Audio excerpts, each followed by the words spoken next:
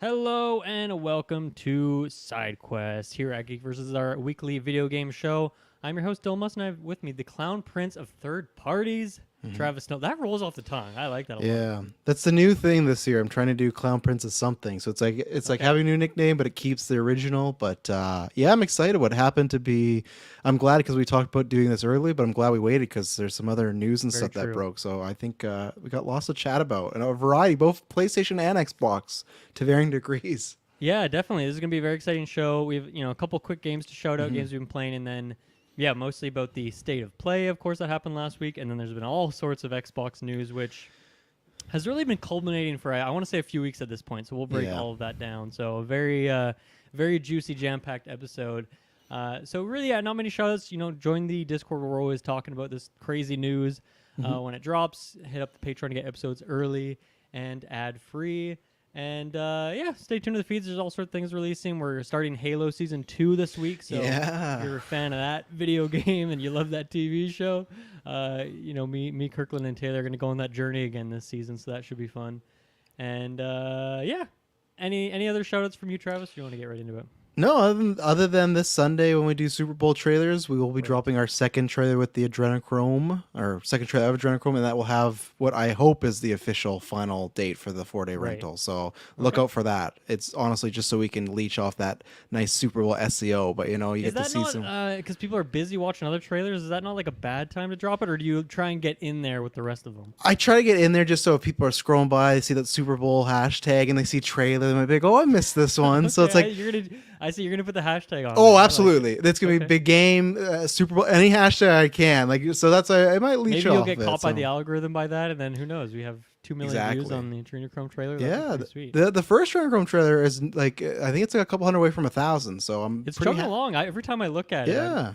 because it's like the main one there on our YouTube, so I see it all the time. And And I luckily too think there's it got some bots because there was definitely some like lady of the night like, oh, this looks interesting, but it Right, was yeah. definitely, but like sometimes that's a good thing when the bots find it because that's me, it's working its way through. So it's a risk we're willing to take. But other than that, no, just excited to talk about some stuff coming up. So Cool. Yeah, let's get right into it then. So, I have a couple games to shout out here that I've been playing. One is probably a quick shout out, but the year is 2024, which somehow means that Celeste has existed for 6 years. It's crazy to me that that game has been out that long at this point. It just feels like such a recent indie game. I can still remember it having all those big things at the Game Awards. It's like, how was that 6 years ago at this point? That is insane. But because of that, the developers for the 6th anniversary of the game released a little mini, really just a little celebration almost. It's a little game called Celeste 64. It's released Oh, for free on that's itch, cool. so you can just Google Celeste 64. And yeah, it's just a small Celeste 3D platformer, very much like Super Mario 64 vibes, even like the music. And yeah, it's just like a 3D collectathon. You're in this one zone, going around collecting all the strawberries. And I think if you're not a Celeste fan, you probably wouldn't get as much out of it. But to just see all of those gameplay mechanics or certain platforms that you see in the game as you're going through the levels turned into a 3D format is really fun. And it's like the biggest flex of this all is when they, in their description for the game, they're like, yeah, we made this in like a week to celebrate the game. It's like, how did you guys make this fun of a 3D platformer in a week? Like, it's really short. It took me like an hour and a half to get every collectible in the game, but still really impressive, and it's 100% free. So just huge Nice. shout out to that team for making a really fun spin-off within that Celeste universe. Really had a good time playing through that. And some of the like certain challenge rooms are really freaking hard and took me a while. So some good challenge in there too if you're into that kind of thing. It makes me want just like a full Celeste 64 at this point. is there any reason other than maybe it's like some obvious nostalgia hype for just because that name 64, was it just picked purely for that like Oh Nintendo yeah, it's 64 100% hype? to because even like the aesthetic is very Nintendo 64. Okay. And the music and all that. There's been a couple games. There was a game came out a year or two ago called Kiwi 64, which was just like a 3D platformer collectathon. So I feel like that's been a thing that now that developers are old enough now who are like nostalgic for the N64 era. Now they're Yeah. releasing games and they're trying Yeah. to use that naming scheme. So I don't know. I really like that. Just rather than calling your game whatever, just call it 64 because that very much tells you exactly what it is, right? It tells you that it's a N64 style game. So I think it works. It's good marketing. I like it. Yeah. So yeah, that was a quick shout out. And then I talked to Kirkland about this on Sidequest that I've finally started my Metal Gear Solid journey, and I have an update on that. But I wanted a reminder from you, Travis. Have you played all of the like 5 mainline games?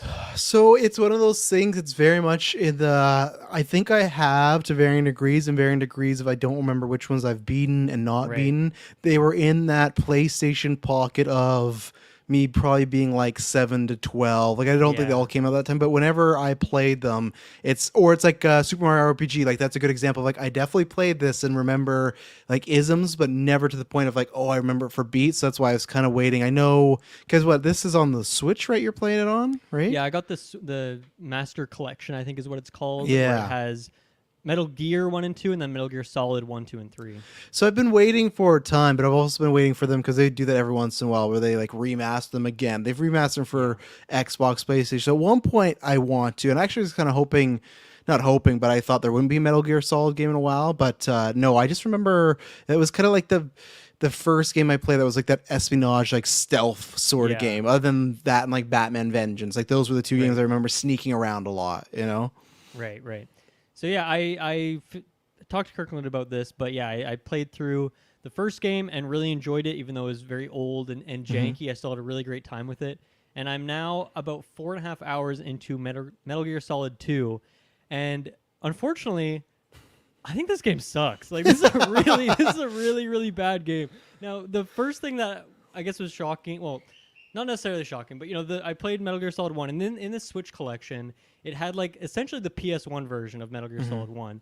But then for Metal Gear Solid 2 and 3, it's what I believe is the PS3 or Xbox 360 remake that was done from those original games. So it's not quite the PS2 game, but it still is like more of an HD remaster rather than like a remake. So it feels like a PS2 and a half sort of thing. Yeah. So I guess I was hoping for a bit better just gameplay quality, like controls and stuff, jumping up a whole console Just generation. a bit more modern and stuff like that. Yeah, and like Yeah. it looks higher quality, but I also think it lacks the charm that like the PS1 That's game fair. has. Yeah. And the PS1 game, like no one even has eyes because there wasn't that level of detail, right? So they all just look really blocky and weird, but like it actually fits the story and world of that game, whereas this is a lot more higher quality, but then it is like a PS3 game, so it still looks pretty old at this point. Yeah.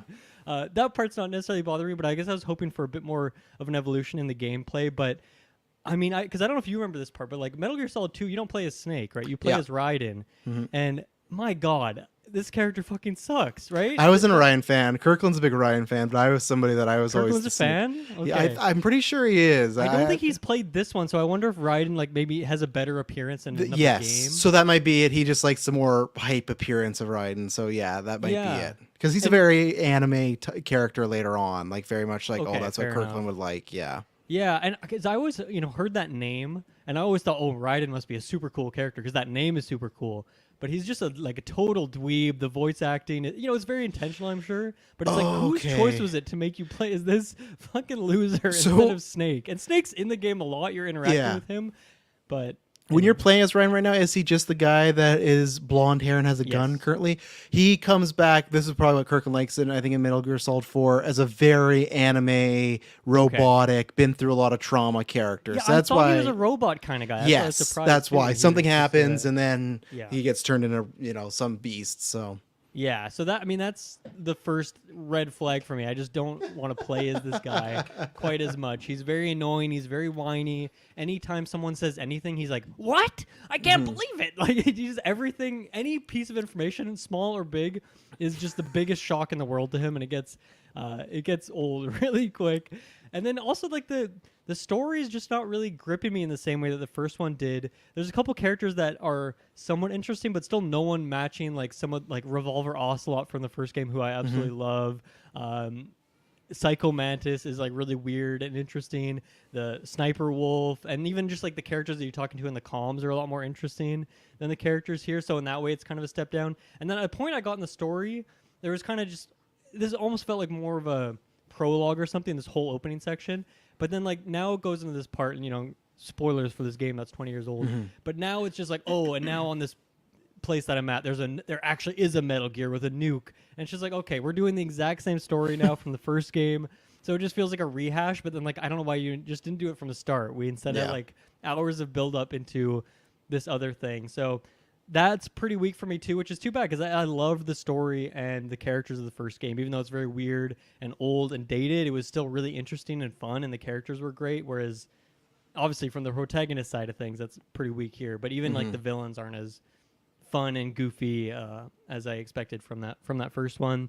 And then, like this game's old, but this might be the worst stealth game I've ever played in my life in terms of just stealth mechanics. And it's weird because Metal Gear Solid 1 has like it's not a very hard game, and you're really, like I feel like you're not actually doing a ton of stealth. You're not doing a ton of combat. It's mostly like just going around places, a little bit of puzzles, a little bit of stealth here or there, but everything's used very sparingly. It didn't really feel like too much of a stealth game. Of course, there is stealth sequences, whereas this game's like way harder. There's so many more enemies everywhere.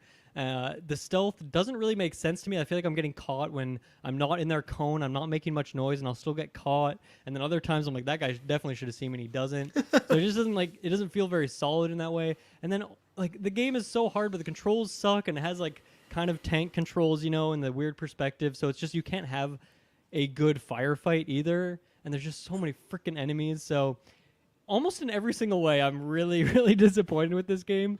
Except for like, the music's great, of course, as it always is. Even and this is specifically 2 you're talking about right now? This is specifically 2. Okay, yeah, specifically 2. So one's like one I'd say go the thumbs up. Damn it.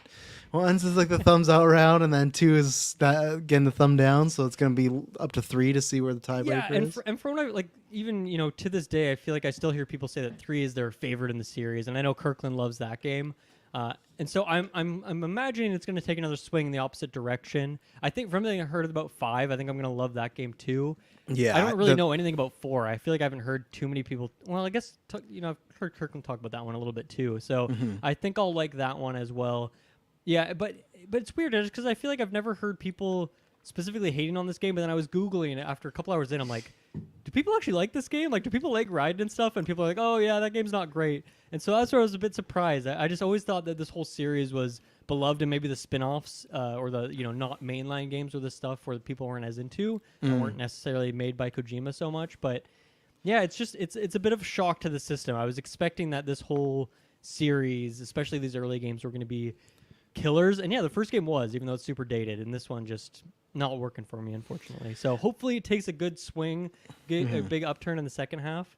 But yeah, this first half, well, I think I'm about halfway through, is pretty weak so far. I think there's definitely a lot of nostalgia in there for people, just the timing it hit. And just even though I think the other thing, like we'll talk about later on, but I just think Kojima is great at if he builds a world you like, you just are like, what's the lore? What's this story and stuff like that. So I was going to ask with 3, when you play that, I guess maybe it's going to depend on what you feel about that. Are you going to then also play the remake when that comes out? Or is that going to be dependent on if you like or dislike this game? I mean, I think since I have the Master Collection here and I own 3 with it, I think I will play this version as well. And if anything, that would probably make me have more excitement for that remake to see it in modern day. And is it Blue Point making that? I forget, or is it someone else? Who's making that? I don't think it. Why do I feel like it's not Blue Point? But that sounds right. Yeah, it is made by.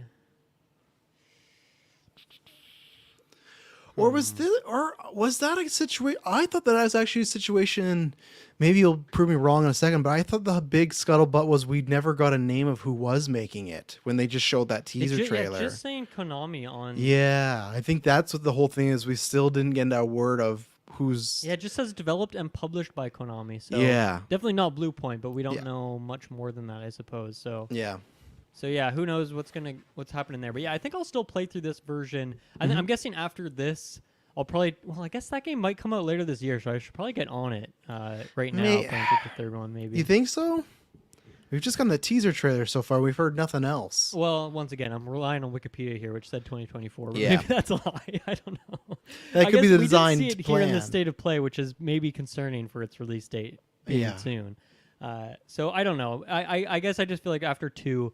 I maybe will want a bit of a break, but I don't know if 3 is a whole lot better. Maybe it'd be exciting to just jump straight into that. So I guess I haven't decided yet. We'll see when I finish this what games are out at that point in time. I still don't have like a busy season this year yet, just based on the release dates that we know so far. So, yeah. I don't think I have much else to say on that one. It's a bit of a disappointment. One section I did like was you have to go find these bombs. It's a lot of backtracking, maybe more than I needed, but finding the bombs was actually quite enjoyable. You have to like look in bathrooms in the mirror and you'll see like a weird reflection up to like where one is in the roof behind you, and it's just kind of fun looking around. You don't normally get quests like that in video games. You normally just go to place A, kill the enemies, and then go to place B, you know. So I like that I got to do this fun kind of wacky quest that had some timers on it and stuff. So that was maybe one section I liked, but yeah, other than that, it's been not a great experience so far, but hoping that it takes an upswing into Metal Gear Solid 3.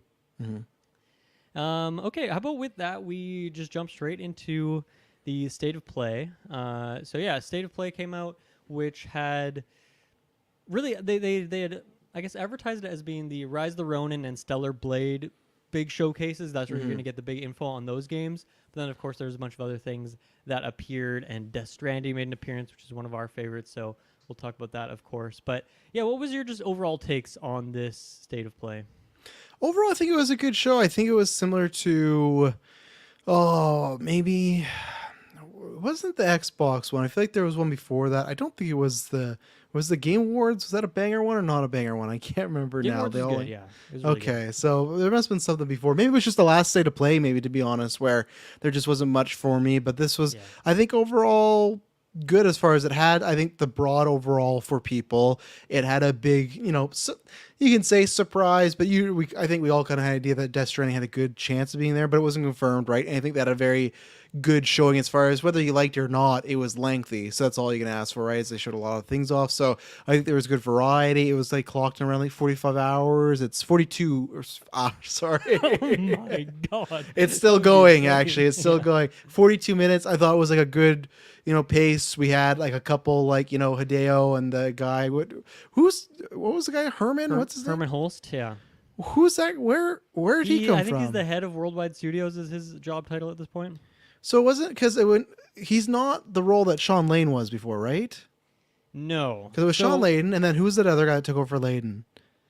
I actually, Herman might kind of. I think they never really fully replaced Sean Layden's one position, because now we had Jim Ryan is like he's about to retire, big guy, but he's leaving, and Herman Holst I think is more of like on the down low, like more gamer perspective, I suppose. I just felt like I was like, who is this gentleman? I have no idea. So I know that. I can't recall if he's been in a State of Play before, and I don't know if I just recognize his name from other PlayStation podcasts and whatnot. But yeah, no, overall, I thought it was a really good one. I thought there's a little mini surprise. I thought the pacing was good. I don't think anything like outstated its welcome, and it's kind of like, if you don't like Death Stranding, that was the last thing and you could leave. And to me, it's not like, even if I didn't like Death Stranding, it's like, well, it's gonna be one of their bigger games next year, so of course I would get a showcase, right? It's not kind of like, well, there's this random third party that, like, it's not like we got 8 minutes of Suicide Squad Kill the Justice League, it's like, okay, this makes sense from a business wise. So no, I thought it was a really, really good show. I don't think it was like an all-timer that I'll remember, but overall I watched it and had good pacing, and I think it was a good variety.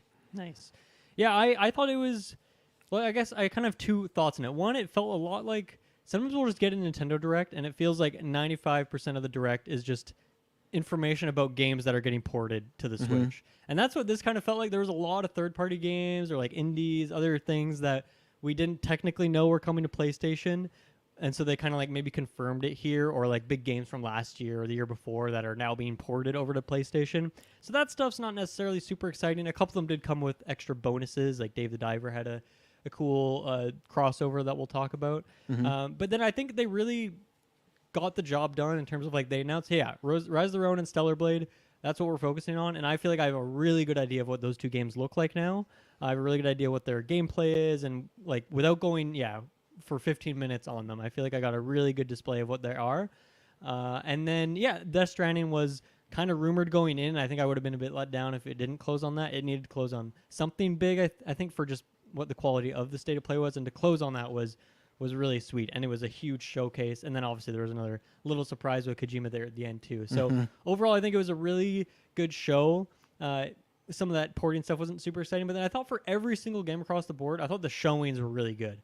really Yes. good focus on gameplay, or if there was story stuff, it was condensed and like good information. So I just thought the actual construction of it and the gameplay we saw was all really, really top notch from like every single game pretty much. So that's something we always complain about is like, why am I watching this video game thing if I'm not going to see gameplay? I want to see what Yeah. the game actually plays like, and we got that here. So yeah, let's dive into it. First off was Helldivers 2. This is more of a launch trailer. Looks I like don't a know if great there was- game. Looks like what's that? looks like a great game. Looks like it's going to get highly reviewed very well. Looks like people are going to really enjoy this game. You would hope so, as the Yeah. guy who has it on your draft list. No, I think for that audience, it does seem super solid. Yeah, I don't think there was really much new here. It's more just like a launch trailer because that game is coming out like I think this week, like next actually. week or this week. Isn't it like the 9th or something like that? Trying to confirm, but I do believe it is this week. Yeah. Yeah, it looked like Yeah, good enough, but like I don't have much to add because it's I kind of just learned about this franchise this year by looking into the draft. But yeah, so looking good. I forget if in my notes I might have cut a couple smaller things, but I don't Sure. think I cut too much. But yeah, next up was Stellar Blade, which I don't think had a release date before this, but now we know it is coming out April 26th. And yeah, I think that this was once again, like I said, a really all-encompassing sort of look at the game. I feel like I never really understood what the structure of it was, and I maybe have a better idea of what it was now. And at first, I always thought this game was kind of more of a Bayonetta sort of game, like a character action sort of situation. But now, to me, it seems a lot more like Nier, specifically Nier Automata is the vibes I'm getting here with like the post-apocalyptic setting. Some of the music has that. The way the action is constructed and the way you're building your character, certain visual things. It's really given off Nier Automata vibes, which is great. That's a very popular game I really enjoyed playing through. So I think it looks really solid. It's, not a console seller for me. I'm not going to go finally buy my PS5 to get my hands on it, but I hope it is in that like PlayStation Plus catalog at some point in the future, and I can jump in and check it out because this looks really solid. Like visually, of course, it looks amazing. Yes, yeah.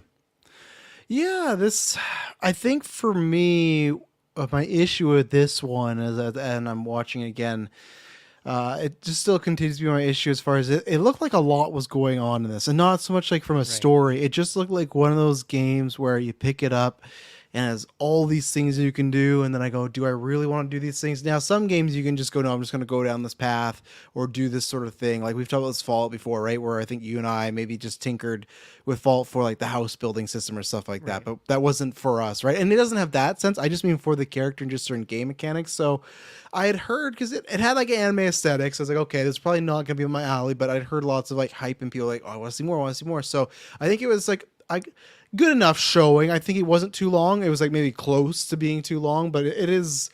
What's the date for this one again now?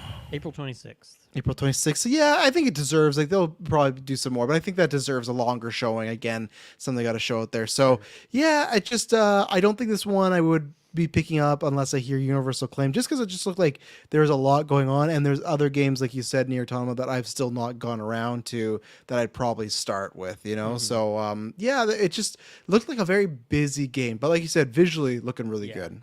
No, it's funny. I had the same thought as you, where they had a section where they were like showing off some of the skill tree and they're showing off the crafting menu, and I was like, guys, not every game needs crafting. This crafting looks so lame, and like I'll never want to spend any minute doing it. But then probably to some extent for game balance, you'll have to do some of that mechanics to make sure your character's the right level and whatnot. So yeah, it definitely seemed a bit heavy in that. I think that also gives me Nier vibes because that game just has way more going on than it possibly needs. That's fair.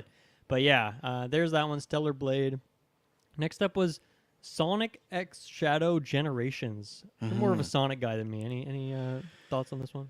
No, I just know that this was one that was rumored. I think they're being very smart because Shadow's in that movie next year. There's supposedly a Super Bowl trailer coming out. Part of this trailer is, I guess, Shadow was not in the first generations, maybe. Yeah, and as no, he was not. No, and as I'm learning, Shadow just has a very popular fan base. So, and then I think with this, it is the OG game, but they're adding more to it. So, because there was like Sonic Generations, so I think there's like, it's like almost not like it's a new game plus. I think it's more vast than that. But happy for the Sonic Shadow fans. So there you go. Happy for the Senate. Yeah. Yeah, happy for the Senate. Next up, this will probably be a quick shout out, but Zenless Zone Zero, which I freaking love that title. I think that's an amazing title. Me and Kirkland did that, like ranking the best video game titles of all time. If I if this game I guess was out, I maybe would have included it. I think it's really Yeah. fun. But this is the next game from the Moyoverse, I think is the developer who did like Genshin Impact and then Honkai Star Rail, which came out last year, 2 years ago. Which, yeah, for the weebs, those are like the biggest games in the world. They're huge, have huge followings. So I think it's a good shout out for them to have this here coming to PS5. I think that was a new announcement because I think previously it was maybe just only like Android and on phones. So that's pretty big for that audience, pretty cool. But I don't think for me or you that's going to do a whole lot. No. Next up, Foam Stars, another game that I don't think we knew was coming to PlayStation. Yeah, what do you think about this? Is almost like another non-Nintendo company trying their take on Splatoon. Oh, I know, yeah. Because this has popped up before. I don't know if it was the last State of Play or whatnot, but I just remember looking at this being like, what are we doing here? No, maybe on some stream next year come November and it's a downloadable game, maybe it's something we could... If it was free to play, I would check it out. Yeah, that's I mean, like PlayStation Plus or something. But yeah, no, I just feel like if you want to do games like this, you have to have a certain charm, and I just don't think this game has enough of that charm that Splatoon has. You know, I think them being almost more, not realistic, but like human characters, I don't think that's the route to go. So I just look at it and go, I just don't know. I don't know why you would make this game, but alas, hey, maybe it comes out and people really like it. You never know what games like take off nowadays, right? So I just get worried whenever I see these games because I just feel like that shelf life is so limited now. Yes. Where the more and more come out, the more and more people are going to be spread between these games, and then if they don't have that audience, they shut the servers down and then the game's unplayable, and it's like that's sad. And then that dodgeball game was super cool. Yeah. Whatever that wrestling battle royale game, that game looked super fun, but now the servers are offline, so it just feels like it's so hard to get these things to be successful and take off. And I think Foam Stars is unfortunately going to be those ones that just has a few months of popping off, but I could see within a year or two that they have that announcement at the very least of shutting the servers down. I hope you're wrong, but I don't know where there's only so many gamers who are into this kind of genre, and it seems like every year they're getting more and more split between different games. And it's just like movies and TV. Like, even though we talk about today, like this year being a light year, that doesn't matter because there's so many people that have games to catch up on or new game. Like, there's so many games out there. It's harder than ever nowadays for to like spark. So that's where it's like with this, it's like with Foam Stars, go, oh, was this the best for your resources? But hey, you never know, right? Yeah. So I think if that were to, and maybe this was announced in there and I didn't notice it, but if this was like in a PlayStation Plus, I think that would be a good way to get people in the door potentially. I think I would check it out in that kind of way. In terms of like any one of these battle royales that drops on Game Pass, I'm always like, yeah, I'll check it out for a few games, see what it's like. But and that's the dodgeball one did that though, right? That was on and then same thing, just didn't happen. So couldn't last forever. Yeah. The next port was Day of the Diver, which is coming over to PlayStation in April. This is a great get. This is one of the biggest games from last year. Not an indie game, but it looks like an indie game. The announcement here, which I think was cool to have a new announcement with this, is that in May they're doing a Godzilla crossover with the game, which is cool because there was already that crossover it did with Dredge, another very similar looking game, and now Godzilla. I think it's really fun that they're getting to do all these big crossovers for what feels like a pretty small game, and so soon after it releases too. So yeah, that's coming out in May. So the game comes out in April, and then in May you get nice content boost. That's like a nice cool 1-2 punch for PlayStation platform. That's good. Godzilla's hot right now, and plus that the movie I think is coming out in March, so good synergy. You know, right? Yeah, Godzilla. Yeah. Versus X-Kong. They're on the same team. Yeah. And then the other one, V Rising. This is a vampire sort of Valheim looking game. This has been in early access on Steam for a long time. I know Briggs has tried to talk me into playing this game. We've never got around to it, but this is coming out now. I guess officially 1.0 2024, and will be coming to PlayStation as well when it leaves early access. So that's cool. Good for them. Yeah. Look. Didn't look like a game I wanted to play, but I liked some of the visuals. That's where I kind of was at. So fair enough. Next up, we have a little 1-2 here for Silent Hill. So first was Silent Hill, the short message. This is a shadow drop, free on PlayStation.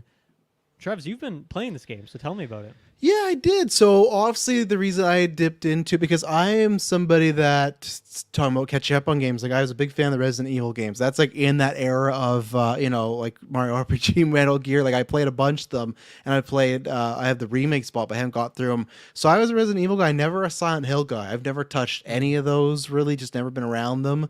So all my touchstone really is what we've talked about many times on the podcast, and people talk about for decades, was PT, right? As part of this, Kojima and this and that. So that's where for me it's like, okay, this is anytime you do a shadow drop. And I found it was 2 hours because, like I've said before, I have like a strict not playing games until like the movie comes out, other than dropping on Call of Duty here or there. So I'm like, okay, I was like, oh, it's around 2 hours, so I'll do that. It's shadow drop, it's free.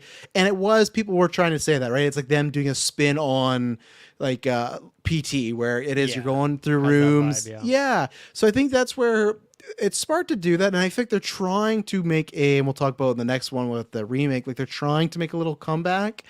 I don't think they captured exactly like what PT could have been, because I think and I guess like it's a trigger warning, but the game deals with suicide and a lot of bowling aspects and stuff. So it's weird because I think it's like it's close to being something.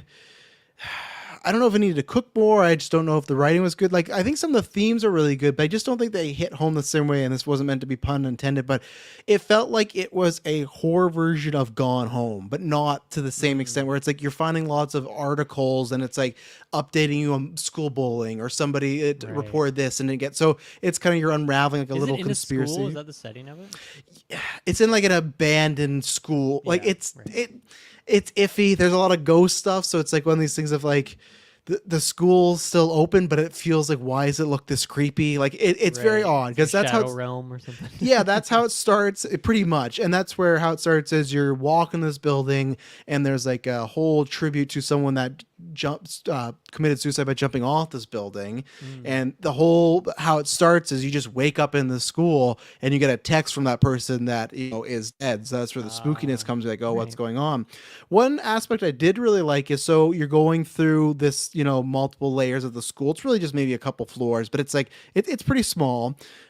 If you die or get caught by the monster, you right away, you'll get stabbed and it'll stop, and then it'll reverse all your gameplay that you just played, and then the character wakes up again. So it's like they had a dream. And I do think there's still, because when I looked up the screen time, it's like, oh, how do you unlock Cherry Blossom? So I don't think I've done everything you can in the game. I think it's a game that has like multiple endings or multiple avenues. I think they're all probably smaller, but the second I finish it, I won't say for spoilers, I'd say if you like those type of horror games, it's a smaller one. Like, it's worth maybe a little playthrough, but it's also not one where I'd say, oh, you gotta check it out. Like, if someone said, oh, hey, like, is it, like I said, I think you have to like that genre. You have to like horror games. It'd be different if someone's like, oh, I'm not really that into horror games, should I play it? If it's not like a top tier, like we talk about all the time, like Outlast, right? Or that's when it's like, oh, that's like a perfect first person, or like Resident Evil 7. Those are longer games, but I mean, like, if you're not into it, you don't have to. But yeah, I appreciated that. I appreciate that. It seems like there is, because when I completed this story, it again took me all the way back to the beginning, and then the character wakes up, and you're kind of like having almost like how they describe in Matrix, where there's like deja vu, but it feels like that's like the coding. Right, I think the deja cycle. Yeah, the deja vu is very much like ghost stuff. And I will say though, that's where I think that's where I wish the message was a bit stronger, just hit home more, because I don't think it could have been like a bit scarier. I think that was my thing yeah, like it works enough, but even like the big monster's not too scary. Like I think that's the thing where with PT, it kind of felt like that. Of course, they're in a scary school or stuff, but kind of like everything was really scary, where it just kind of feels like just the monster is more the scary part. And it's not even that scary of a monster. It's someone with like, because the girl that committed suicide's an artist, so it's like flowers, and it's like, I don't know. So it was a fun little play, and I might try to like go back a little bit, because I still want to see like, okay, because there's multiple times where you'll exit a room and there is 3 ways you can go. So I think there are different endings and like different things. I was at a point where I completed one, and it's like, oh, I don't know if I want to go. Like, I didn't remember if I took like a right, left, or middle. Yeah. I didn't want to by chance like take the same path. So I was like, okay, I maybe will jump back into this like another time. So it was interesting enough, and I appreciate the shadow drop, but I don't also think it's like good enough that it's going to get people talking a bunch. But because it was free and I was interested in the trailer, I thought, oh, I'll give it a try, and I liked enough what I play, you know. Nice. I like that you're using your phone as like the flashlight in this game. Yeah. And it goes in and out and stuff like that, which also I appreciate because I at first when I saw that didn't like that. I thought, oh, that could be annoying, but it's not always out all the time. So I appreciate that you can kind of had some the vibes going on. So Yeah. Why is this game free, in your opinion? That's a good the question. idea that like we're trying to make people Silent Hill fans. It just feels like. Well, I think so. Wouldn't you do that with maybe a more? Because it sounds like the game's kind of just it's fine, it's all right. Yeah. Like I don't know if this like. Is this making you be like, man, I got to go back and check out the Silent Hill catalog, and I can't wait for this remake now and all this stuff? No, not really. Like I think it is designed just to get it out there because Silent Hill's been dead for I don't know, so how long? Like I feel like it's been a good long minute. time, yeah. So I think it's just that, and I think maybe it's something that they put it. I'm not gonna say it's unfinished, but maybe they thought, we put a right amount of funds into it. Let's stop here. Or maybe they could have put a little bit more and got over that edge. Because the other thing I forgot to mention too is there's literal cutscenes with human actors in here, not video game character, human actors. So there's like a hybrid thing. So I feel like maybe that's it, where they had this idea and went, okay, this is the budget. This is where we can get. I think it was always designed to put out this way. I just think that maybe they could have spent a little bit more to make it bigger. But I think it's just try to get that name out there because Silent Hill's been dead for so long. I think it's tough because it just has that like the legend of John Hammer's sword as PT. Like that's always gonna be, you know, the one who got away, right? And we'll talk about it. But I'm not a Silent Hill guy. But that remake footage to me, that didn't sell me. And my feed, which I'm not saying was filled with Silent Hill people, but the people that were fans or had played Silent Hill didn't seem like they were responding too positively to it either. So I just think that. I don't know. I don't know what the path is for Silent Hill, but that's what I think. It's just to get their name out there, just to get in the zeitgeist of Silent Hill's back. You know? Yeah. So speaking along with that, Silent Hill 2, which we knew this was in development. I don't think we've seen it. Maybe we got a teaser. I think the teaser might have only been like a cinematic too as well. Yeah. This seems like the first time I have actually seen this in the flesh. So. Couple things. So we know Bloober Team is working on this. Bloober Team previously did The Medium, which came out, I want to say 2 or 3 years ago, which was like an Xbox horror game that, it was. I didn't actually end up playing it, but it seemed like it was okay, or even some people didn't like it very much. So I think from that perspective, big Silent Hill fans are maybe a bit concerned or worried that why is this team working on this remake now? If they're being very faithful and just trying to make it 1-to-1 with updated graphics and maybe quality of life stuff, then I think you're in good hands there. Like it's not like that Medium game was broken or anything; it just didn't blow people away. So I think that's probably fine. And for them, I hope that this is a really, really well done remake because I also Silent Hill's a huge blind spot for me. Especially Silent Hill 2 is the one that I think people praise as like one of the at least their favorite in the series and one of their favorite games of all time. So I definitely want to go back and check it out. And this seems like a great time to do it. And so hopefully this remake comes out and is pretty good, and I think that would be huge for Bloober Team. That would put them on this whole other course for their studio. But I mean, my first impression here is that like, okay, I've been playing these Resident Evil remakes and they look fucking amazing, and then I see this and it's like, this looks like an Xbox One, maybe Xbox like late 360 game. Like I don't know, I got to see more of it for sure, but I wasn't blown away, and just seeing the gameplay and the story, I also was like, I don't know if I'm really that compelled by this world. And this gameplay and all that. So I don't know what it is about Silent Hill. I don't know if it's the story that people love, if it is the gameplay, if it is the horror elements, just the whole aesthetic. I'm not exactly sure what it is people love about this game, just because it has been kind of niche and gone for a while. But I hope this ends up being really great, because this would be a really good time for me to jump into the series for the first time. I don't think it's going to be really great. I just from that vibe, and that's where when I brought up the budget thing, it's just because there's been stuff with Konami and they've been known as like, and not in a mean way, just like penny pinchers, or they're just like certain. They've been like a garbage publisher for the last year. So that's that's why I just feel like with this game, it's like, it feels like something could have been there as like a fun, small experience. And like I said, I had fun enough. It's not like if I was scared, I'd be like, like a 6 out of 10. Like, so it'd be like passable. I don't think it's bad, but I feel like there was moments like, this actually I think really could have been something that could have got a lot of chatter and hype and everything. But that's where we're with this and the other game. If they always might just go to like well, we hit the bare minimum, and that's about it. And like, let's get that out there. And I feel like they see the success of Resident Evil and they go, oh, well, they're doing it, so we can do the same thing. But there's a reason those are so successful, because the Resident Evil remakes don't feel like they are just pushed out. Of course, everything is a product. So much love into those. Yeah, Sure. of course, everything is a product, but that feels polished and lots of, like you said, love and effort put into them. Whereas Silent Hill, I'm not saying the developers aren't that, because I'm sure they're working hard. It might just also be that they are limited in what they have, and Konami may only care to a certain point. So Absolutely, and I mean, like the team's just not as knowledgeable or not as doesn't have as much experience as these Resident Evil teams who have been making these remakes for like so long and making these games. So they just have I don't know, more of a repertoire to do that sort of thing. So yeah, there you go. There's Silent Hill. I'm definitely gonna check out Short Message whenever I get my PS5. That'll definitely be on the download list there. Let's take our first break, and then we'll get into more of this state of play. Okay, so next up was Judas. Yeah, so Judas is a game from the original creator of BioShock, Ken Levine. So the original BioShock, and then I guess BioShock Infinite he came back for. And then for a few years now, he's been building up his studio here, and this is the game that they've been working on, and it looks a lot like BioShock. We've seen it before, but I think we got a little bit more gameplay here than we have previously. It's so similar to BioShock, so I'm really just looking at that as my frame of reference in terms of the kind of world. It seems more whimsical, I would say, than BioShock.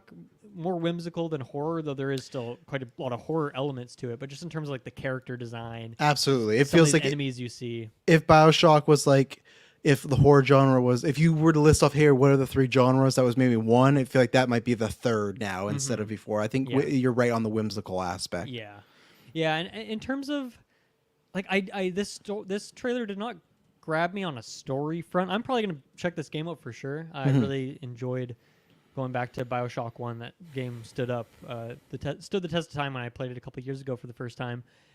Really interested in this, but I don't know if this trailer really blew me away. The story, I don't really know much about it yet, but I'm sure the gameplay will be fun, and it's kind of got like the hand plasmids like BioShock has, so it feels very similar to that. So yeah, looking forward to it, but I don't even think we got a release date here, so I don't know if I really needed this trailer at this point in time.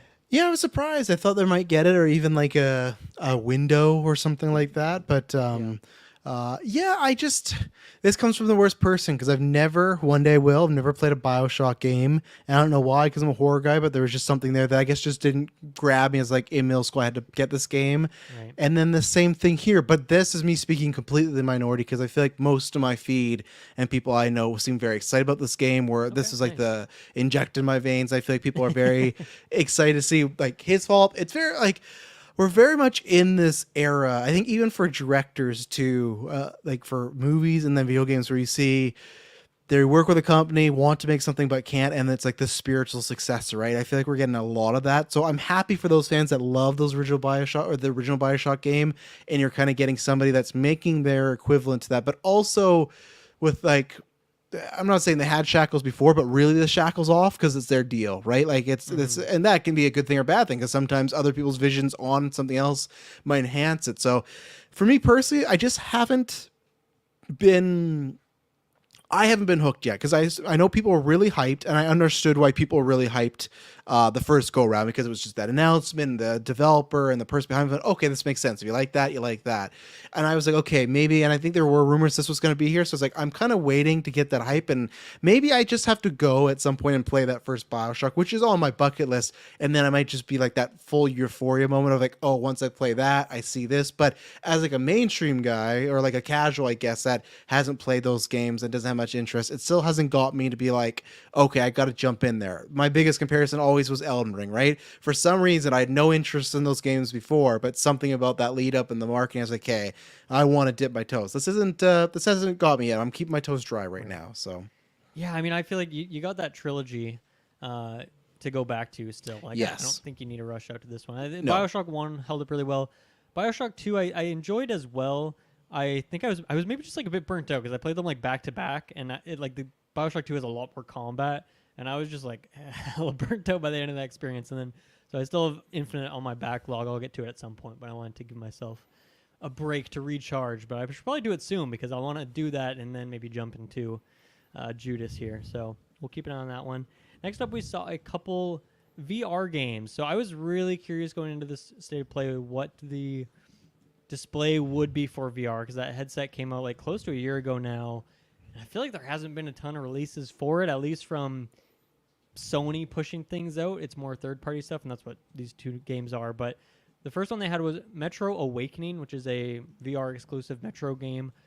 And I thought this was great. I think it looked amazing. Looked really, really solid from a VR perspective. It looked like a really well put together Metro game. Now maybe it's like only 2 hours long, and that's the catch or something. But I think it looked awesome, and I think this was a really good kind of level of an IP for them to get. You know, maybe that's not necessarily going to sell a headset, but like, you know, maybe you want like there to be a God of War game, and that's what you get people to buy. But it just seems like at this point, Sony's investing in VR, but it doesn't seem like they want a ton of their first-party studios to actually be the ones to make those games. And so however much money they had to put into this studio to make Metro Awakening, I don't know if it's the same team that made some of these other Metro games. I have to look into that, but I thought this was a really great showing. There was a jump scare in here that got me in real time. I was like, oh, fuck, it got me good. So, yeah, I was really impressed by that and surprised, too. It's not the kind of IP that I expected, but then when I saw it, I'm like, oh, this seems actually like a perfect addition to that platform, I suppose. Yeah, I think you're right where it looked good. It looked entertaining. It's just tough for me to like always lock in because I just know I'll never own a VR or stuff like that. You know, it's like this week with all the Apple Vision popping off. It's like that's not anything I'm not gonna have. You know, so but yeah, this looked like something though. Like if someone had it and we were doing it during stream, sure I would try it. But it does look like one of the better ones because I do agree with you where at least this looked entertaining. Where I feel like we've seen many VR games where you go, okay. You could maybe, and I'm not talking about games where it's like, oh, Fallout 4 now in VR. I'm not talking about games that were like kind of made after the fact. Most times they feel gimmicky, and not in the sense that that doesn't mean they're a game, but it just looks like something where I go, okay, this would be fun for maybe a day, and then I'd maybe be done with this. You know, like it feels like some of those like kind of Wii games in the past where it's like, oh, you would only bust this out if you had other people home or around. So, and a lot of VR games feel like that, where this does not. So yeah, VR is like, I just felt like it was what 2020, I think, when Half-Life Alyx came out, and that game was huge and a big deal. And I just feel like we haven't had another game even halfway as intriguing as that has been for just the space of VR, and that wasn't on. I don't think that was on Sony's headset. I think it was exclusive to whatever Steam one you would use there, Oculus, something like that. Yeah. But still, I just feel like VR has not really thrived yet. They still released that new headset last year, so obviously they're investing in that space. The other game we saw was Legendary Tales, which bad name because I had it in my notes here and it took me 15 seconds to remember what the hell was that. Legendary Tales. But this is the kind of game, honestly, that if I were to get VR, this would be like the day one. This would be like the first game I would want to play. Oh, yeah. It's just a cheesy looking fantasy game where you go around just smashing skeletons and they topple all over the place.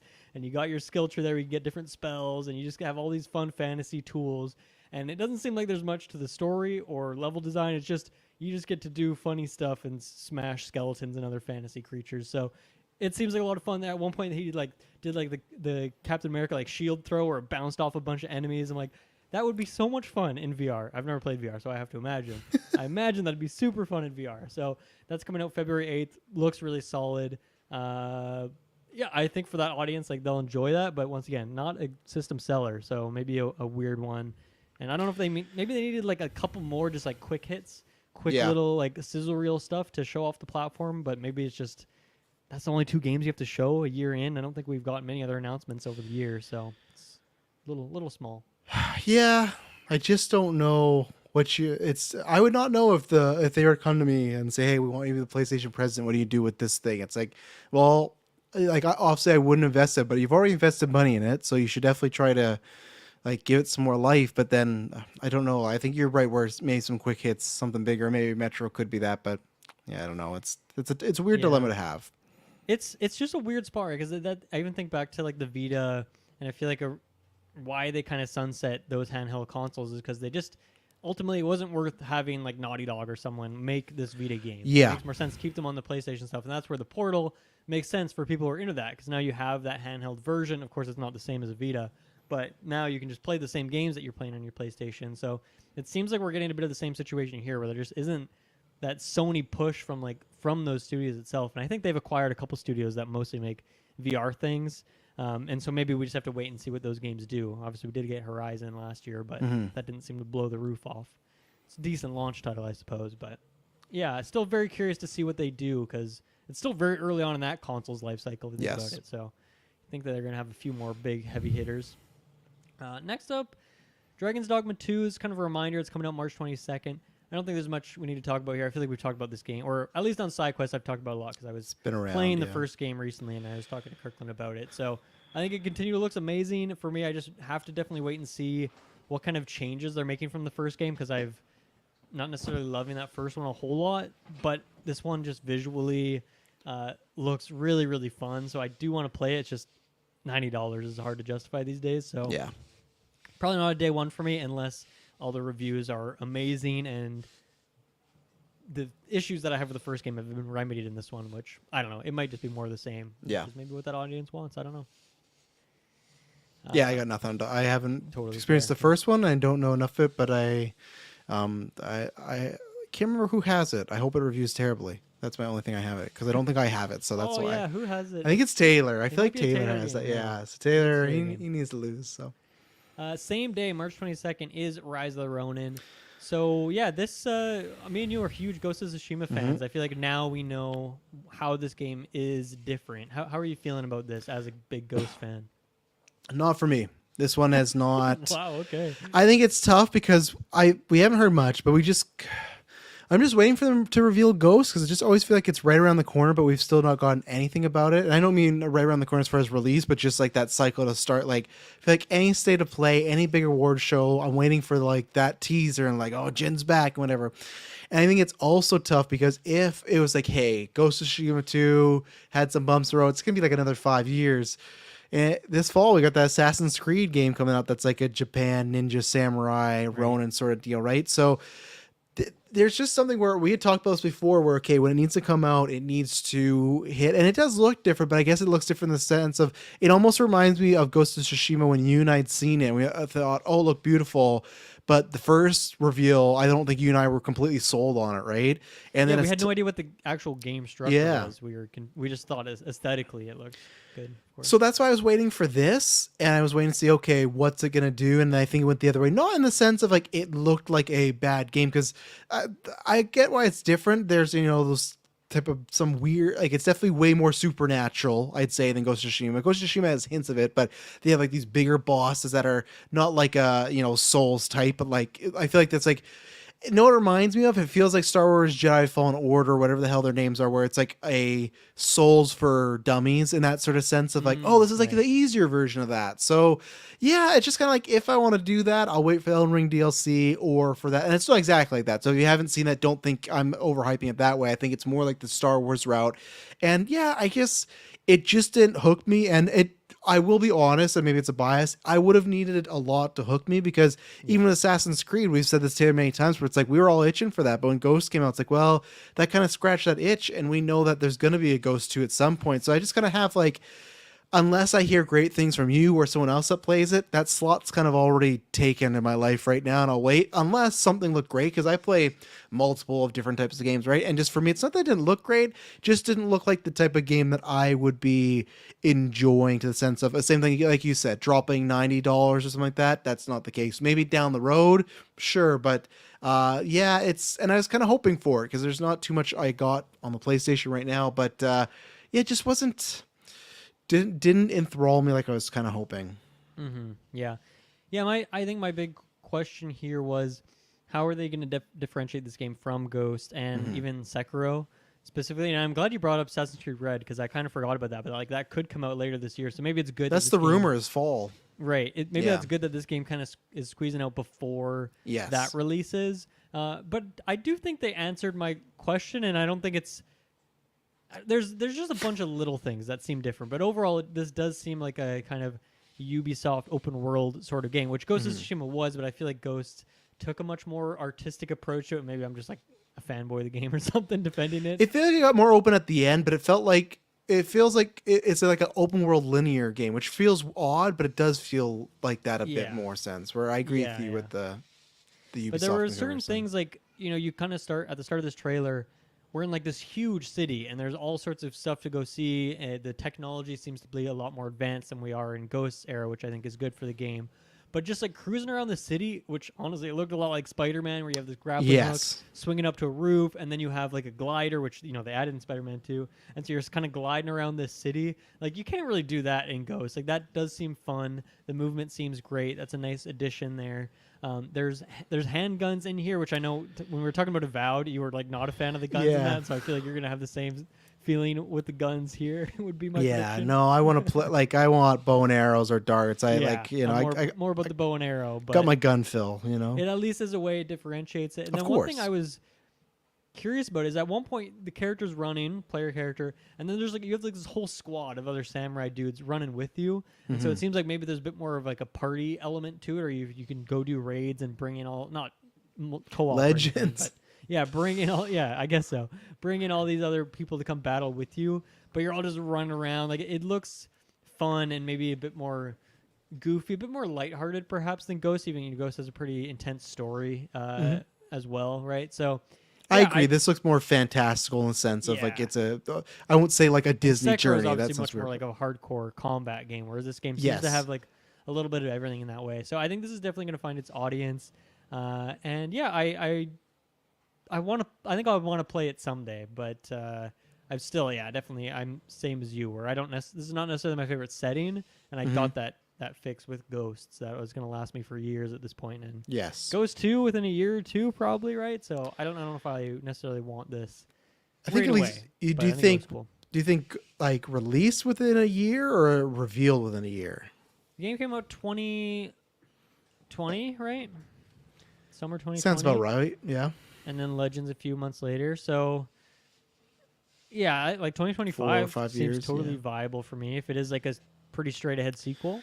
I think man, I was really hoping this year because next year is just getting really, really stuffed. Like that would be crazy. This game, they had Assassin's Creed and Ghost 2 in the same calendar year that'd be pretty wild. That'd be that'd be over. That's interesting because I'm still, now that we get these games, like Death Stranding was a big question for me, and now it's not coming out this year, so I'm like, my eventual date of buying the PS5 keeps going back and back because there's not that one thing that I need, but Ghost 2 would be that thing, I think. I mean, I said that about Spider-Man 2 and I changed my mind, so we'll just see what happens. Yeah. That could do it. Yeah, that's just, I hope there's some, I don't think it would be this year. I was hoping this, because I feel like this would have been the start unless they really want to rush the release, but already just for me, the bingo card of Stranding, Grand Theft Auto, and Ghost, that's not great for me. That's not that's to me because that's a big time sunk, especially with like online. They could have that ready to go right away, right? And I've said before, like I'd love when online is here for us to really like.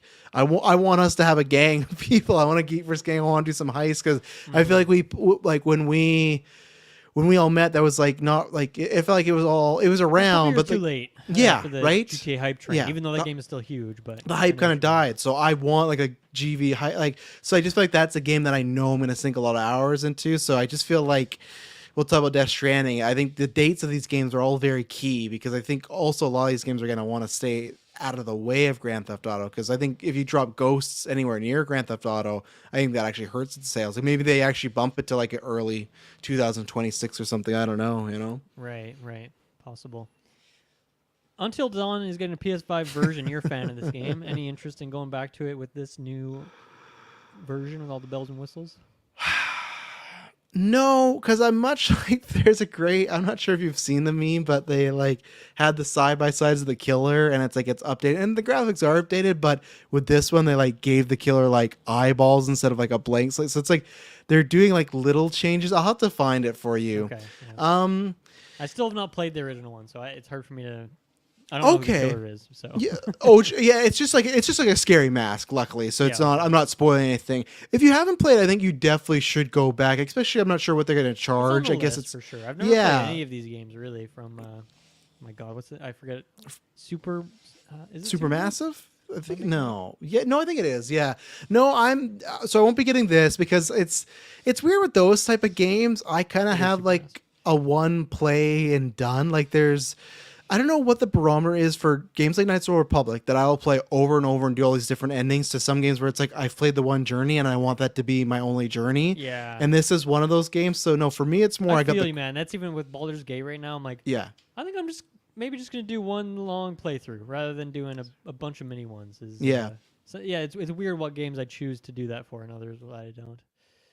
Yeah, so for me, I don't have a reason to go back to that yet. I on my list have the Quarry, which I want to hit up. I know Taylor's a big fan, and I know you talked about there's some aspects you could play with your significant other because I think now it's probably cheaper, so I want to. So this to me is just what many have speculated. This was because there's a movie coming out, have that game ready. It's the same reason as Last of Us, which is a smart move. Like that's the reason I think they're remaking these games and see these like Last of Us 2 because season 2 is coming out next year. Like that is smart for if anybody watches the movie and for some reason it's like a mini type of gamer or anything to be like, oh, we could play the game online. Like I think that's where they're releasing it. So maybe you missed it, but I just don't feel like it's like one of the bigger titles where it's like, oh, if you missed Until Dawn, it's like I feel like that could still be just on the PlayStation Plus like rental service and be fine. Like it did not feel like Last of Us where you need like a big redo of it. So Yeah, fair enough. Yeah, I mean, I don't think I have a problem going back to that OG one. I don't know if I need this this remake. yeah. Depending on what the price is. I mean, I might even just go to that original one, but obviously I still haven't got to it after all these years, so I'm not fiending for it. Next up, I guess the last thing here was Death Stranding 2. So I'm going to have the trailer up here, and you can tell me to pause if you want. And we won't necessarily go frame by frame, but it's a good one to have some visual accompaniment for if you're on the YouTube version here. So Death Stranding 2 on the beach. Anyone can go back and listen to our review. We both loved this game, this first game, so much. Had a great time with it. What did you think of this new showing for it here? I thought it was really good.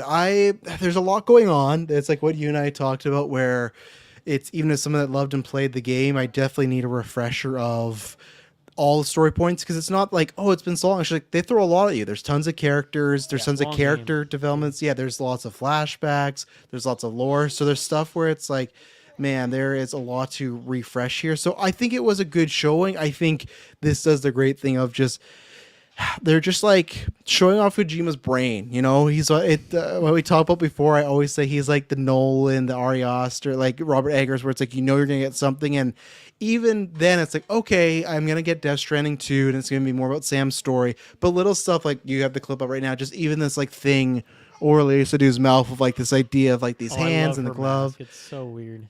Yeah, so I'm. You want to take over for a second? I'm enjoying what I'm seeing so far. Yeah, sounds good. We have some disturbances in the forest here, but yeah, no, I'm in the same boat because I feel like what we've got so far has been pretty sparse here or there, and this was really our first, what felt like more of a deep dive, and I still have so many questions as I do anytime.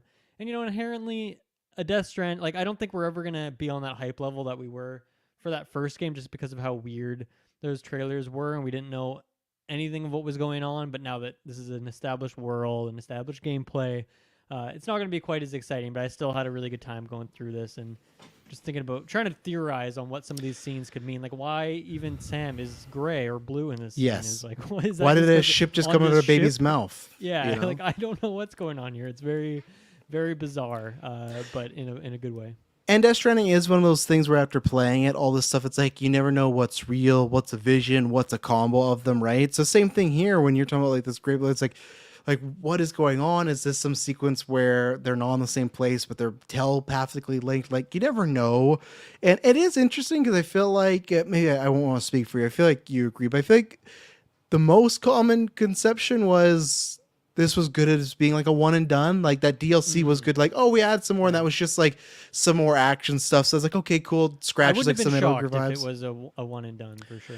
Right. So that's where it's just like it's not that it needs to go and like give us a reason to exist, but it is like okay, for me, what I consider like a perfect story. Like obviously, there's a lot of wild stuff, but just felt like the door could be closed. Where do you go from there? And I think there's good and bad things. I know people are loving this puppet character, so I like that, but I love that he has like a lower frame rate than the rest of the game. It looks so cool. I think that's very cool. I do worry from like because I think gameplay wise, I guess I don't know. I'm trying to come in this with an open mind because I'm coming in with this that I don't think I will love this as much as the first one, because I feel like there's multiple instances where they're trying to hint that it is going to be more action like, and between the DLC, between just certain things they show in here, that's one thing. And I do love when Kojima gets weird, but that is one thing that happens in Metal Gear, where there'll be times where it's just like, when you're playing 1 to if you ever get to 5, there's just some jumps where like, man, this is wild. And that's where I like Death Stranding, because it's like, oh, we can do this. But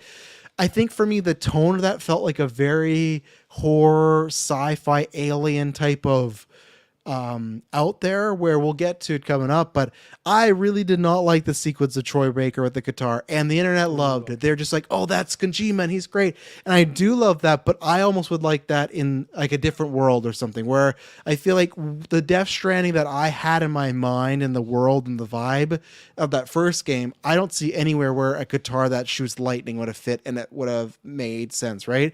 Now, this could be many sequels, TV shows, games do that, where it's like, hey, the sequel, we're going to go a different route with the tone. And I'm not saying it's like slapsticky or really jokey, but I just feel that there's some stuff where I went, is he going to go like to Kojima, or just like some of that stuff that might invade this one that I think is not right for this world.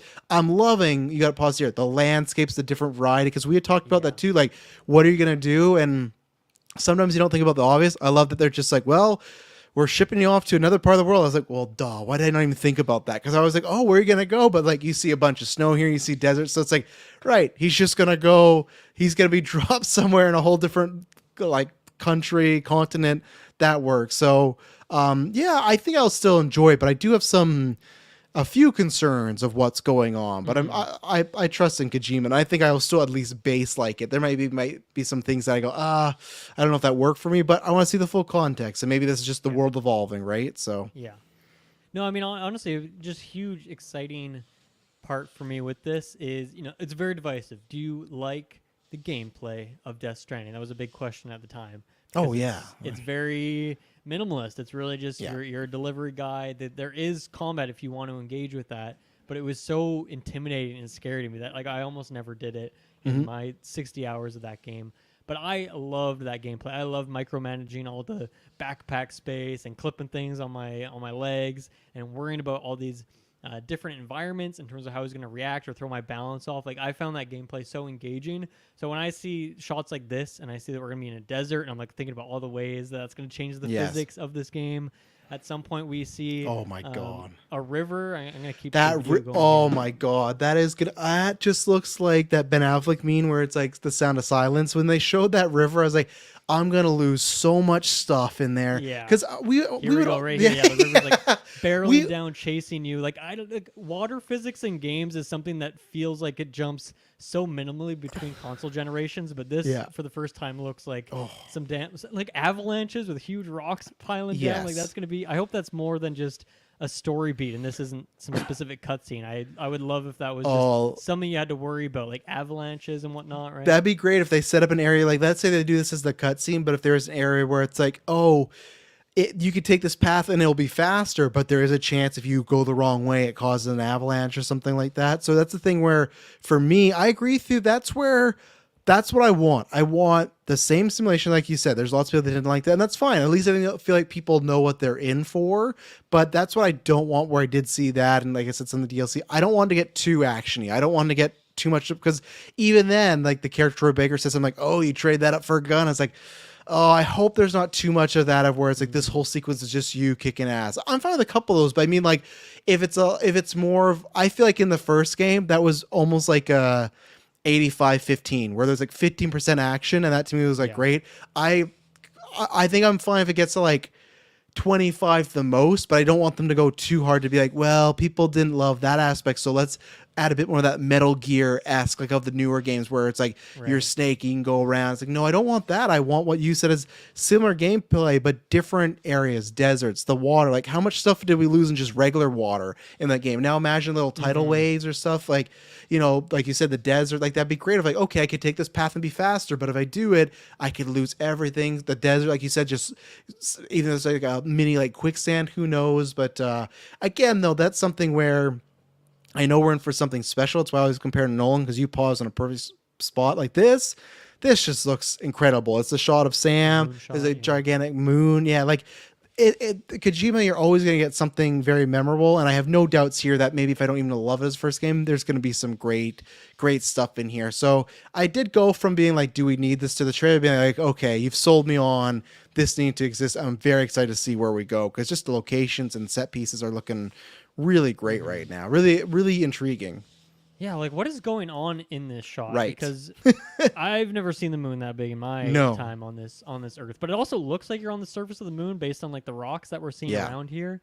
So I don't know what's going on, but that's a huge question. And what's that thing in the sky there? Yeah, that's like, what is that? I'm guessing we're gonna see flying creatures. Like, do you think there's a chance that we even, because they're talking about like, is that ending? Is there a chance we go like into space and we leave Earth? Like, I think there's a high chance that happens in this game. It's like this shot makes me think that, but this also could be like some weird trippy realm sequence, right? And that's like a classic thing to put in a trailer. We see the strands out there too in the distance, and this hand enemy, which is just ripped out of Elden Ring. Nightmare.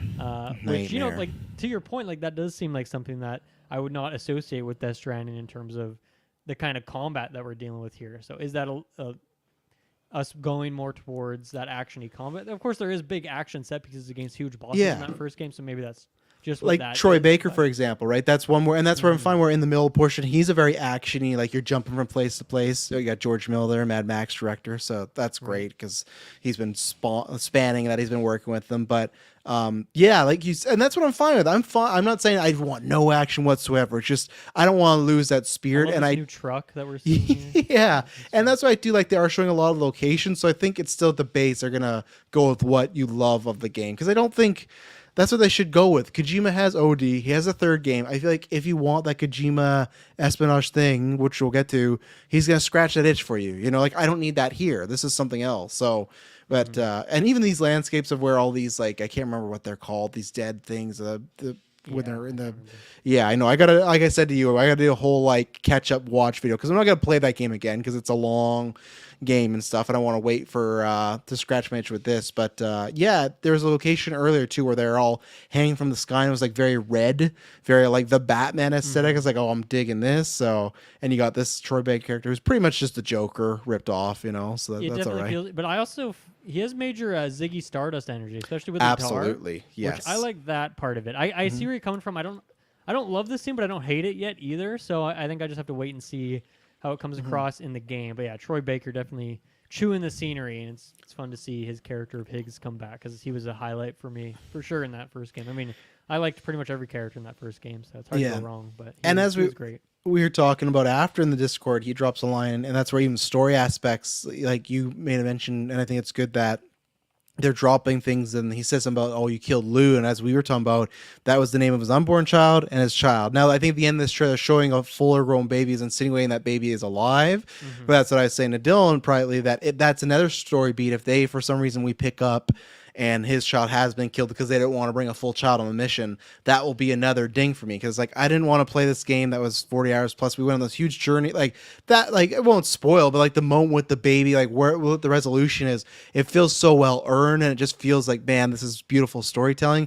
If they do those tropes, which we see that all the times in games, TV shows, sequels, where it's a important love interest, someone important, and they died off screen, and it's our character recovering from that, I really hope it's not that. But then the implications of what he had something to do with the death of his unborn child from like before the first game, like now that's a whole that's a huge backstory of like, where does that even begin? So that's where it was an interesting line to specifically drop. And yeah, that stuff for me, I get why people are loving it though. I get why people are enjoying it. You know what's funny? I just, the timing of this is interesting. And I'm just, a boss fight I just did in Metal Gear Solid 2 as like this huge railgun electric gun. Which is, I mean, it's not a guitar, but it's like, yeah, you can definitely see that he dips back into his back catalog of ideas, revisiting some certain things. Yeah, and there's always like a through line there too, right? I feel like it's very Nolan, Tarantino, where it's like you always see something of themselves in the work. So I think I'm like you, that you made a good point that I'll have to see it in the story, and maybe it makes a lot more context. But yeah, that could be a character I'm happy to get killed off, but probably won't. It's Troy Baker, so he'll be around a lot. So, and he got killed the first game, right? Not minor spoilers, he's back. So yeah, and like you have like the fighting game sequence against him. Like, remember that? Yeah, kind of like a 2D fighter. Yeah. yeah, so this is we see a little bit of the baby here, and yeah, it's a bigger baby, still a baby, but a Yes. bigger baby. Yeah, I don't know what else. Oh yeah, we both talked about this also in Discord. We're just like, Death Stranding 2 on the beach, really? You did Terrible call it title. that after the rumors saw that. I really, really hate that title. It just does not roll off the tongue. It's not going to ruin my day or anything, but it's not a great sounding title, unfortunately. I will say at least this for me is better than when the rumor was it was just going to be called DS2, because I always thought that's a terrible title. No one will Yeah. understand. But Death Stranding on the beach is not. It's not great. Here's the thing. Thematically, that to me is a great chapter title in a game where it's like chapter 5 on the beach. Like, and it makes sense, right? Because there is a huge sequence, especially near the end, that like is taking place on the beach. There's a lot Yeah. of beach aspects in the first game. So it completely makes sense thematically. It's just not a great title, and they should just went with Death Stranding 2, but I digress. We saw Elle Fanning here, her Yes. character, who, when I first watched this trailer, I thought it was Elizabeth Olsen. I was popping off for that because that would be just such a surprise actor to appear in here. But I'm sure she's great too. I don't really have much I feel like opinions, we but- should maybe on the video game draft next year, even if it's just 3, we should do like a mini draft of like we draft actors that could appear in video games. You I know, like that idea. I feel like that'd be a fun. that Like I down. said, that yeah, we should do that because I don't know if we get to 5. We could get to 5. Like it happens so much nowadays, right? Like who was it? Like Matthew McConaughey is gonna be in a game. Like I feel like true, there's so yeah. much stuff, and Elle Idris Fanning. Elba last year. Yeah. Cyberpunk. And she's been somebody that same thing as George Miller. So clearly, Death Stranding has been working on for a while. Those two had been over Kojima's Twitter a bunch the past okay. like year. So that's where it's like finally it makes sense. But then there were some people that thought Elle Fanning was going to be in the OD game because it's just like there's other female actresses similar age. So it's funny that. I don't know, like Jordan Peele popped up. I don't know if there's anyone else that hasn't popped up, but everybody that is on his timeline somewhere pops up in a game, whether it's working with them in the That's kind of game. a fun puzzle piece. Like, ooh, which project are they part of? Exactly. So if we're doing the draft and for that in the future and we see an actor pop up as his feed, we know we got it. You know, we know it's all That's a done. good place to go. Yeah. I will say one other thing too, not that's a big thing, but Kojima did confirm it that Mads Mikkelsen is not back for this game. He said he wanted to set expectations, and he just said that because he just felt like Cliff's story, like Cliff's referred to this game, they talk about him, but the story was so kind of perfectly knit that he like there's no reason to bring him back. So I kind of feel that was smart because there's a little campaign of people being like, oh, where's Mads? Is he gonna, because big character, right? And you get theory crap, yeah. but I think it was all pretty smart for him to be like, absolutely not, like that story's done with. And I think that's good. It's like, because I'm sure he could revisit for something, but very similar where that felt like a very close story. So Kojima is good that way, and I'm very I am very excited. Like I said, I'm nervous about the release date because I do not want to get to the state where we are very stuffed. And it just said 2025. I was convinced. I thought it was going to be fall this year. So I really don't know. Like, do you have any working theory when you think it's going to be? The first game was a November drop. I always like to think about that, and then like studios often don't follow in lock with that. But yeah, that would seem a little far away if it was that, because that would be a long time ago. Is there a chance Q1 of next year then?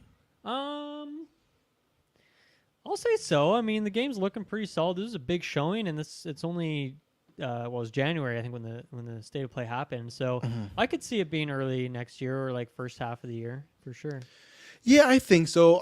Because I maybe am. Do you think I'm wrong? Also thinking that that's when GTA is going to be though too. GTA feels like a fall game to me. Does it? Okay. Yeah. Because did we go over this? I mean, it's different because like I feel like for years it was like November was the month where you release big games, like every Call of Duty, all these like franchises would release their big titles, and that's changed a lot. And Q1 is now actually a time where people release big games that wasn't happening for years and years and years. So things could change, but I just feel like with Rockstar, that to me seems like nope, we still do our drop November 11th or 15th, whatever that nearest Thursday ends up being, and go ahead with that. And that's fine because we've gone over this. So I'll retract this. I for some reason Mandela affected myself that GTA 5 was in the spring, but it was the fall, and I remember we looking up. So I can't remember if there was like maybe a trailer that dropped in the spring that year, but right. Yeah, okay. So yeah, I think you're right. And then Death Stranding to me is like a perfect. I know we talk about November, but I think that's a perfect good opening year game and stuff. Yeah. So hopefully. Yeah. And then afterwards, Kojima and Herman Hulst were talking about well, not necessarily his next game, but another project that he's working on, which is a new action espionage game. Somehow related to Columbia Pictures. This is going to be a PlayStation game to some extent. So, like, this is obviously very intentional language here, like all over the box art, because I have this in my living room now for all the Metal Gear games. And when you boot up the game, it says tactical espionage game. Yeah. I forget what the third word is, but like they're calling back to that in a very intentional way. So I think that's a risky thing to do if it's not going to be a very Metal Gear Solid like thing. But of course, if there is more of a cinematic flair to it, maybe that's the difference there, and the gameplay is similar, and the story is as weird and has all these goofy characters named Deep Throat and all these other stupid characters that are in Metal Gear Solid. But yeah, it seems like he's maybe going to go back to a little Metal Gear. It's obviously not going to be Metal Gear, but it'll be his new thing that'll be like that. So yeah, we don't have any footage or anything yet. But yeah, what do you think of this one?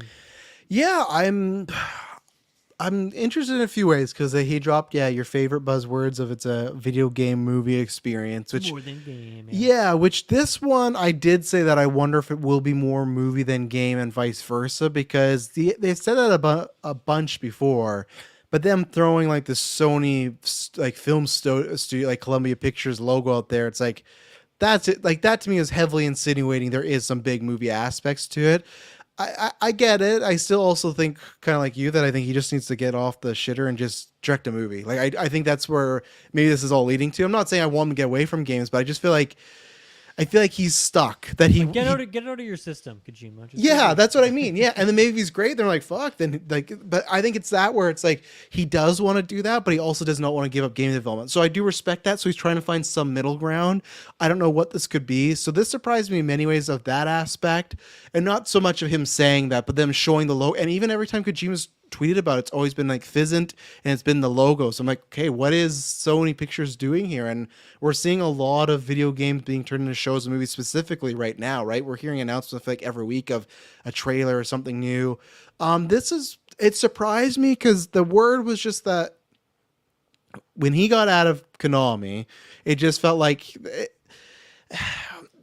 we never know, but it just felt like there was rumblings of he was ready to move on from Metal Gear, and that's not what they wanted for him. So that's what he had to keep doing. And that's why for PT was such a big deal, because like, oh, he's doing something else. And this is where, if you ever get to it, Metal Gear Solid 5, which I do love, and there is weird stuff, but it does also feel at times where it's like, he clearly wants to be making other type of games, and he's like, to me, was shoving other stuff in there. Like, well, I can't do that, but I'll put it in here. So for me, I thought that he wouldn't be doing this. Like, if he did this, I thought it'd be even further out. I did not think he'd want to be doing a tactical stealth espionage right now. I thought that would be, he has OD, he has Death Stranding. I did not have that on the bingo card, unless it was like some studio bought Konami and they want him to work on Metal Gear Remake or something like. So this one caught me off guard. So I'm really excited because we have like a nice little Kojima roadmap. And as much as I always think I know what the guy's going to do, stuff like this, like, no, he's, again, like we talked about Judas, this is going to be his spiritual successor to Metal Gear, right? So it will be interesting to see him take all those years of work and then what he's done on OD and Death Stranding and what he's going to do here. I'll be excited to see, again, when we do this draft, what actor and actors are going to be attached to, because we know it's going to happen. Yeah. I'm pulling for Mads Mikkelsen because I think that'd be great, like a stealth espionage game of you playing as Mads Mikkelsen. I feel like that has like, that's the money. Yeah, I just feel like that's a good one. Maybe it's just Norman again, but yeah, I think this is a nice roadmap of, we're getting Death Stranding, I think, first. I think then we'd get OD, and then this. And I kind of agree with a lot of people's theories that we might have gotten the first PlayStation 6 game announced here, that this might be like that far out. You know, it would track, and we'll see how long it lasts. But I don't think it's, if you look at when we got that first Death Stranding trailer, there's many years before that or in between that. And this isn't even a trailer. This is just what the game's about and a working title. So that's where it's like, I think we're pretty far off, but maybe they did this just so it didn't get scooped, because OD kind of got scooped, right? So they get to make that announcement. So I'm excited because I'll play anything he does, and I think it's far way out, but I'll definitely get my fill. So I'm curious. He's going back to it, so I feel like he has something to say. So that's what intrigues me. I thought he was kind of done with this, so that's where I'm interested to see what this full game is. Right. Yeah, I guess I haven't done the deep dive. I don't know, like interviews and stuff where he left Konami and talked about how he wanted to different or go different direction than what he was doing there. Like I'm not too sure there, but like maybe maybe he's doing this because it is something smaller in that extent. Like maybe it is more of a movie in a game, or it's just super short compared to something like how girthy a game like Death Stranding is. And maybe that's how he gets it out of the system. And then I also think it's a really bad idea to market it like this, because I just feel like you're just putting the Metal Gear Solid name on it pretty much without putting the name on it, and I just think that's a bit risky. But then if we talk about Death Stranding, like that game has a ton of stealth in it. It has a lot of action, like gunplay combat if you want it to. There's all sorts of weird technology like Metal Gear Solid has, where there'll be like a 5-minute sequence of characters talking about these earpieces, how they talk to each other. And it's like no one needs that information, but Kojima just loves to geek out on this tech. The game has a ton of commentary on the United States of America, which is a thing I'm noticing in Metal Gear. So it's like Death Stranding is like, I don't know, is it a huge departure? Yes, because you're like hiking a lot in it. I guess that's pretty different. And there's it's more spiritual than there's a lot of things that are different for sure. And I mean, I haven't played Metal Gear Solid 5, so I haven't played the most recent games yet, but it's like, I don't know, it wasn't a huge departure in that way. I guess, thematically, some of these characters and things, it does feel like something brand new and cool and interesting, but at the same time, it's like it's not like he's ventured far from action espionage. Yes. To this point. OD seems like the biggest departure, but we haven't even seen what gameplay looks like, if it even has traditional gameplay. I agree with you, because there's a sense of like, okay, Death Stranding could be this completely new thing, but you're getting Kojima isms, right? But what I was going to ask you is, so obviously you're just making your way through Metal Gear, but you had known like the history and the legacy of, as far as like that was, I feel like always talked about as like a top tier in that type of genre. Phantom Pain comes out and then he leaves. Has anything, do you think, filled the void? And this is not me asking rhetorical. It's like actually like, do you think anything's filled the void for Metal Gear? Because I think you are right in a sense where it's maybe not a good idea to set people up like that. Maybe make the game like that, and then when they get it, it's like, oh, this is kind of like a new Metal Gear. Because now there is lots of expectations, but is it maybe the reverse, where there's just nothing springs to mind of like the top tier, the game that comes out? Because I think what people have been wanting for years, like a new Splinter Cell, and that never happened, right? Like I feel like all the games people wanted are brands that are dead. Even one coming back this year with Metal Gear, it's like, well, that's Metal Gear again. So it's like, maybe that's why. Has anything taken that slot so he can literally just come back and say, hey, I'm kind of taking that back, That would be an interesting bit of research to do, is just looking like, where is the stealth genre as a whole? Because I do feel like there's things in that space, like of course Dishonored exists, and that has a trilogy of games that are very successful. Hitman is like huge, and that's maybe a closer similarity, but like nothing quite is doing stealth, but then also doing this huge narrative focus, and then also being like as weird as Kojima is. So I feel like in terms of that spirit, like Death Stranding does seem like, okay, we're still doing weird characters, we're still having a crazy story with weird stuff going on.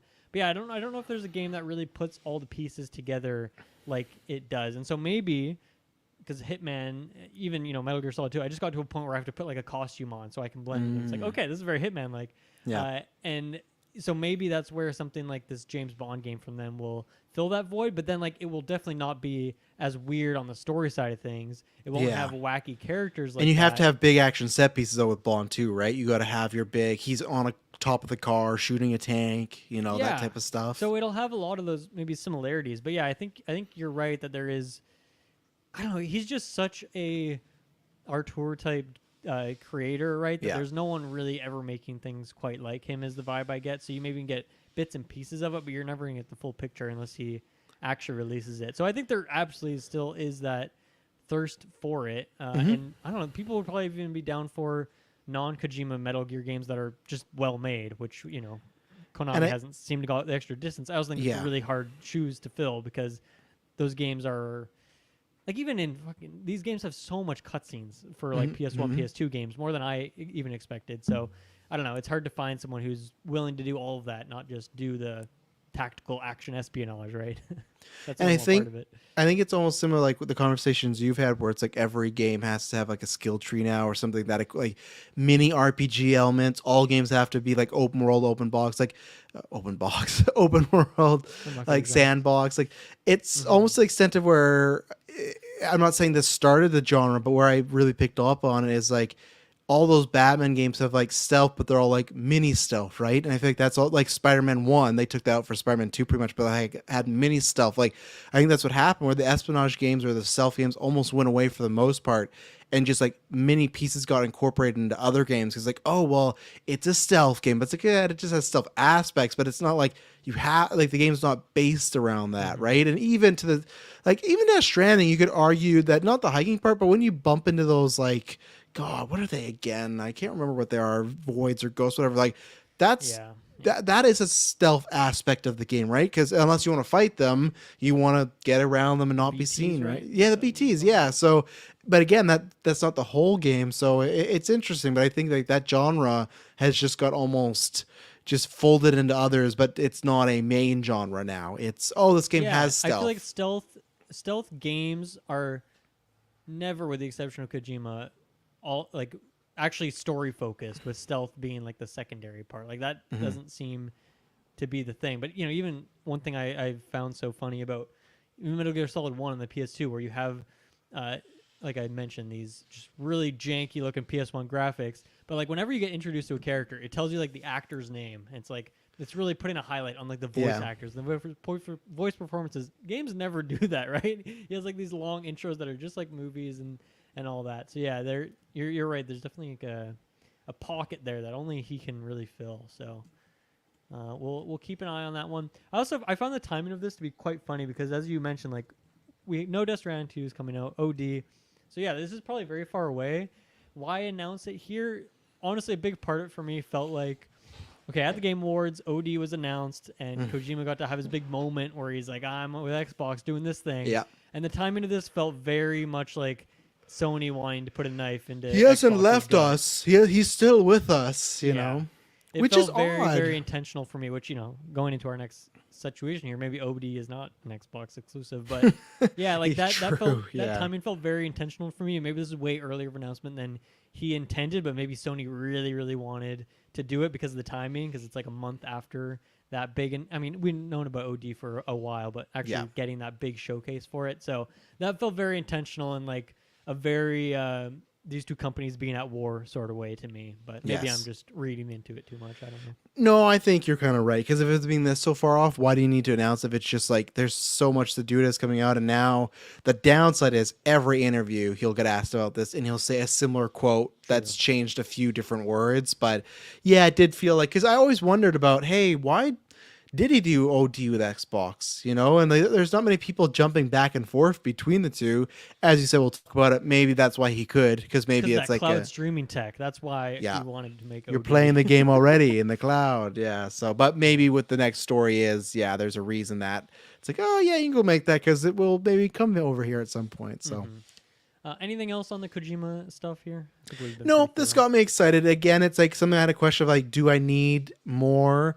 And I think it gave me enough that I want more. If I need more, that'll be a question of when I play it. But I think they gave me enough here. I like that Leah Sadu got like a big highlight. Yeah. I hope she's not just like at the base too much. You know, that's always my concern. But yeah, like I said, for she a game can teleport, right? So she can always come and go.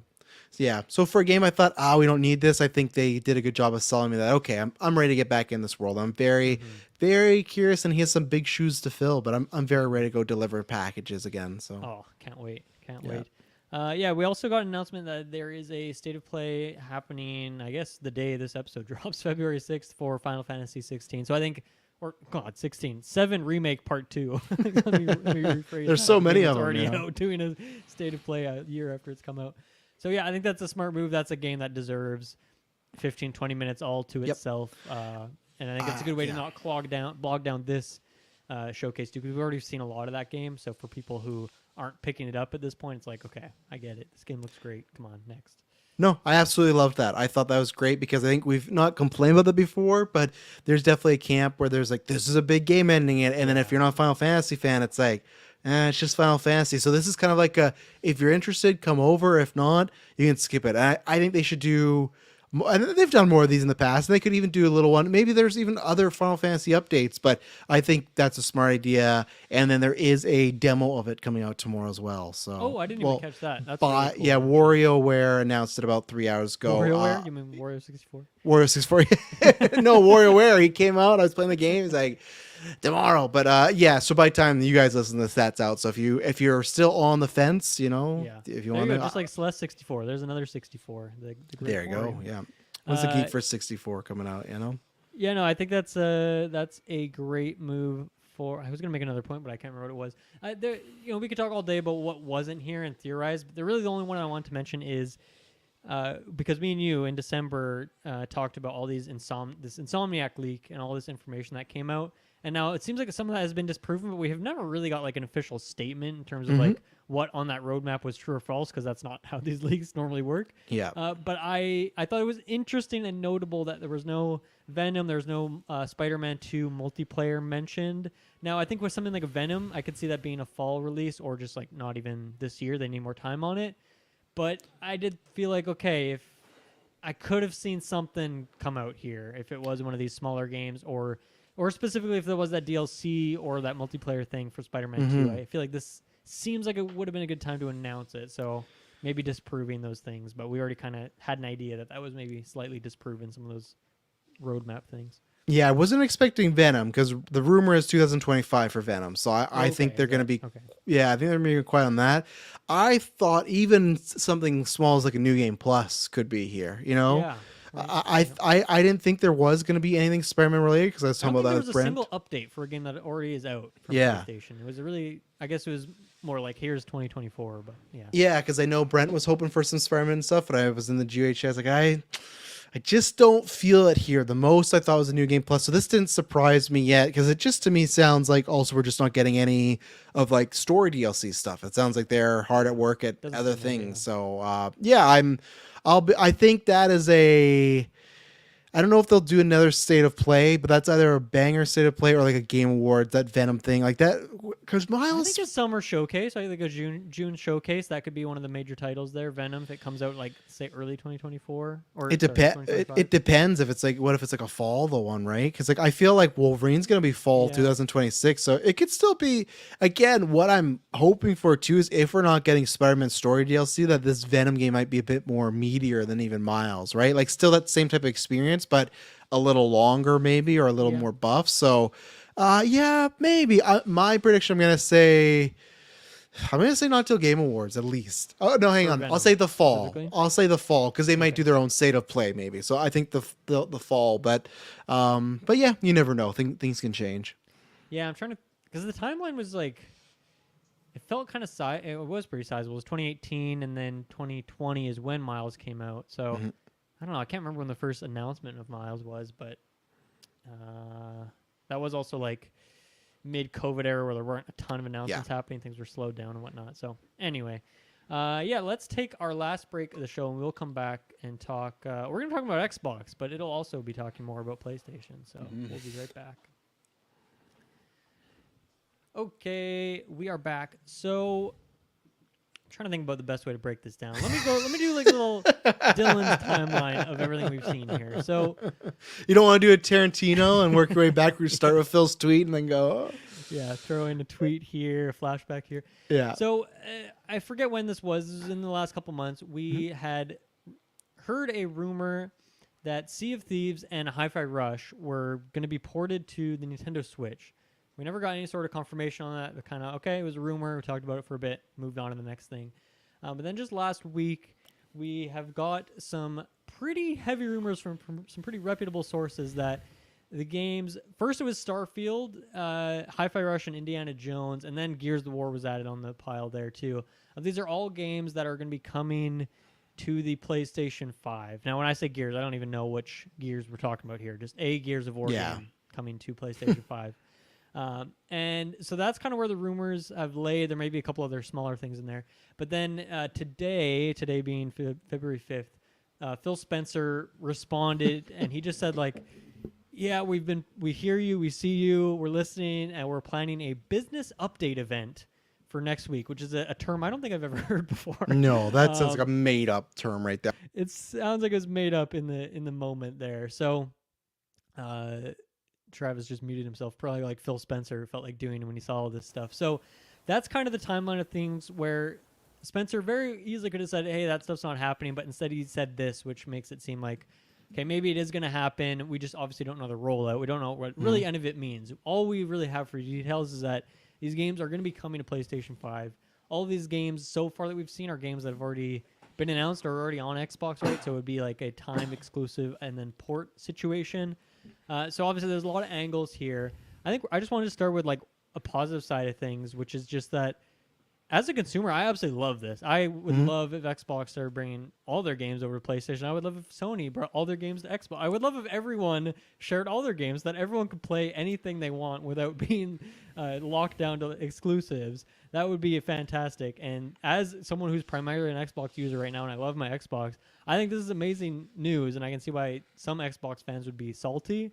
But to me, in terms of the timing of things, where I've gotten many years out of my Series X, I'll probably get a couple more before I feel like if anything were to happen and it's an impending doom thing where it's like, don't play Xbox anymore because you might as well get PlayStation because it has all their own games plus Xbox. But I don't feel like that at the moment because it seems like it's going to be a while. And I was not going to wait to play Starfield. I was not going to wait to play Redfall. In hindsight, I could have waited to play Redfall, but I wasn't going to. So I understand where some people could be mad there if they're big Xbox fanboys, but for me, who is currently kind of an Xbox fanboy because I love the system, I love this news. I think this is amazing, and I hope it ends up happening. It's really and Switch, bring it everywhere, put these things absolutely everywhere. So yeah, there's a lot of different angles on this, but yeah, what are your, I guess, top level thoughts in terms of the Xbox business side of things? Oh, yeah, that's tough. If it's the business side, it's what I've said for years, that there should have been a vote on no confidence for Phil for a long time. Just business. I'm with you where it's great. That does pose a problem though when you say, oh, if everybody has a console, it's like, then why do you buy a certain console, right? Because that's what each company's after, right? And then even if you're going for features and stuff, it's tough. And even like you said, I don't think this is a sign that Xbox in 2 years there'll be no consoles. I don't think it's that. I think it's just signs that what we've kind of talked about before, where I don't necessarily agree with like the Sega meme. I don't think that, because they're still a big company. They have lots of games, but I think they are transitioning into, it's not about the consoles for them anymore. It is just about, if you're asking me, hey, what's the best way to make money?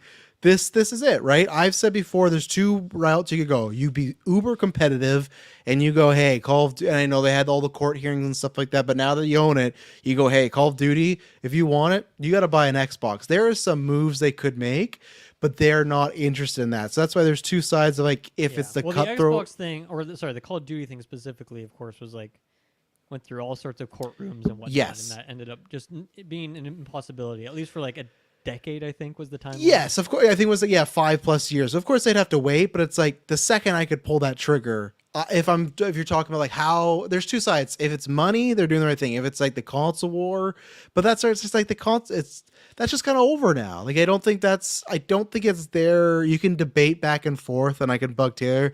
You can debate back and forth like what is the best bet, but it's up to them what they decide is the best money wise, right?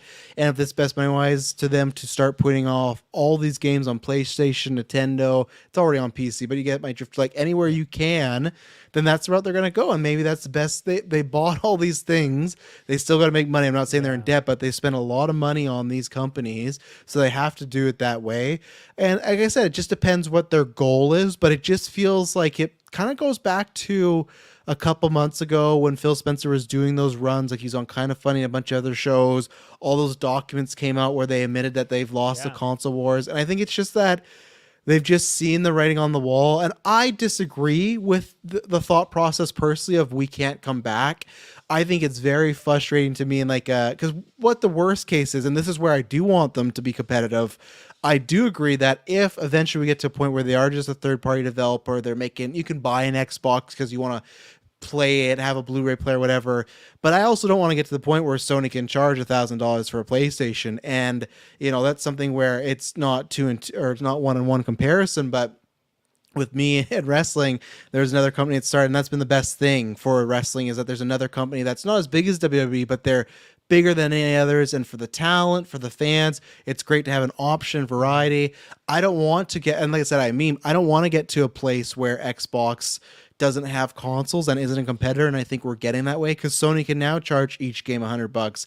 They can make each console $1,000 because if they're play the same way Xbox is doing something differently, PlayStation and Nintendo are two different fields as well. I feel like sure they're competitors, but not really. You know, like I don't feel like you can't play Death Stranding or Last of Us on Nintendo and you wouldn't be playing Mario on PlayStation. Like I feel like they have their very dedicated. PlayStation to me is like the hardcore gamers one, and Nintendo is the mainstream, like what Disney was in the aughts, where it's like this is the family for everybody, right? So for me, I don't want them to do that. I don't like that. I feel like we've talked about this before where you got to make exclusive games. And Phil says, oh, that's not the answer. You can't just make exclusives and they come. But we also talked about the past decade. They've had a lot of disappointing exclusives or lack thereof. Yeah. And I feel like we're fine. Like, it's just weird that we're finally starting like Starfield. And like, obviously, what was the vampire game again?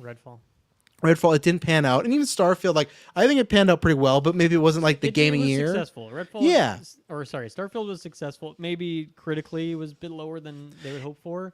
But yeah, it's that big console exclusive that you want to hit on your console. I agree, but it also I don't think had the same impact that Fallout or Skyrim did, right? I think that or Elden like that. I think that's what they're hoping for. But still, for me, it's like you have those. You have Indiana Jones. We just finally joked about like, man, they're finally getting a Marvel game, but it's just like, well, now it's going over there. So I just feel like for me, it's not that I'm against this.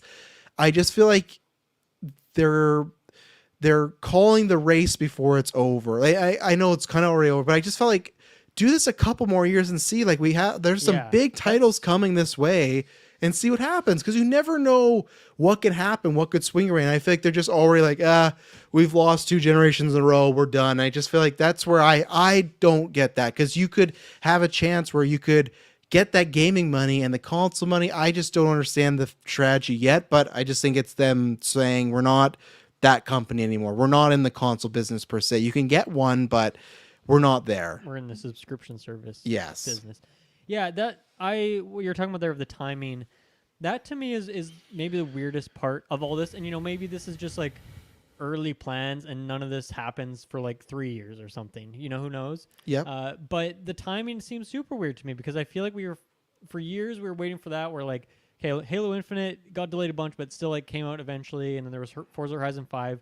Those are like 2 of the bigger games. Halo Infinite didn't even like land in a huge way, but it's like actually grown a lot and has been doing really well for the ecosystem.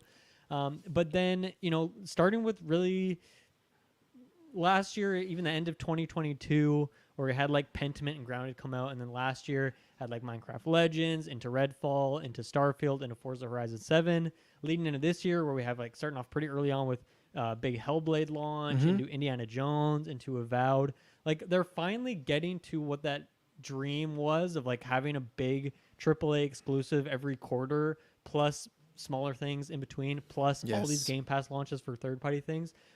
Adding in Activision Blizzard, which is, maybe they can't put Call of Duty exclusively on Xbox. That has tons of other things, not even if they're exclusive new games, but just all these, just hundreds of additional games you can just dump into that service like immediately, plus anything new that's coming out. That's where the timing seems super weird to me. It seems like they're just about to explode and finally get this timing right. I agree, yeah. Everything's finally coming together, and now does not seem like the right time to do this move.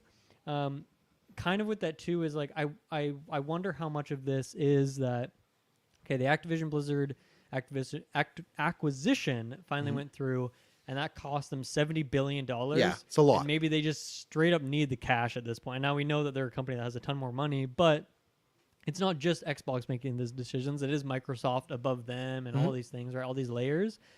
And so maybe that's a part of it. We're like, damn, that was an expensive acquisition, and we're going to make it up in the long run, but help us in the meantime. We're going to put a bunch of these games on our competitor's console and get a bunch of money selling these games again. So maybe that's part of the strategy there. Because could they go back though? What's that? But do you think this is not a strategy that now they're stuck doing this forever? Like, do you think they can? Once you open the Pandora box, once you port one game, exclusive game over, then it's like, well, now you're gonna have a ton of people who are PlayStation owners who are not gonna buy your console anymore. because they know they can get it there. But at the same time, like, we know this, and we've known this for years, that like PlayStation makes almost nothing from selling a PS5, right? Mm-hmm. They make money selling the games, selling maybe like controllers, and then into subscription plans. services. Yeah. And so maybe that's where Xbox's idea is here. So I forget. I was gonna make some other point there, but yeah, it just seemed like the timing of this is really strange for me in that way. Another thing is, and I feel like if this is truly the pivot for the business, it seems like it was maybe a recent thing. And the only reason I say that is because all those leaks that came through, and like when Xbox and Sony were going at it in court over Call of Duty and other things and exclusivity, we got tons of stuff leaked. There was all sorts of things for plans years ahead. Like Dishonored 3 was randomly in there, which is still not announced. Like, who knows if that even exists. There was so much info in there. There was absolutely nothing about this. Not a single hint in any of those documents about them doing this. And some of those documents were like a few years old, but it still makes me feel like this was a more recent decision. And maybe that is strictly because of Activision Blizzard and this acquisition and how costly it was that made them go this route. Another point leading into another thing here is they've said kind of for the last few years, like their default PR answer to is Starfield coming to PlayStation because it started development like before it was acquired, all these kind of things. Their answer always that question, like Phil Spencer, Sarah Bond, all these people was always, it'll come to any platform where Game Pass exists. That's the way they say it. They don't say it's only Xbox, PC. They say where Game Pass exists. So, Travis, is there any chance in hell that PlayStation or Nintendo allow Game Pass on their consoles, and that's how this is happening, is because these games are coming to PlayStation, but it was at the caveat that PlayStation had to sign that in the fine print there. Okay, but you also have to allow Game Pass on your platform. I just don't see them doing that for competing with their own streaming services, because Game Pass is way better than PlayStation Plus and way better than Nintendo Online.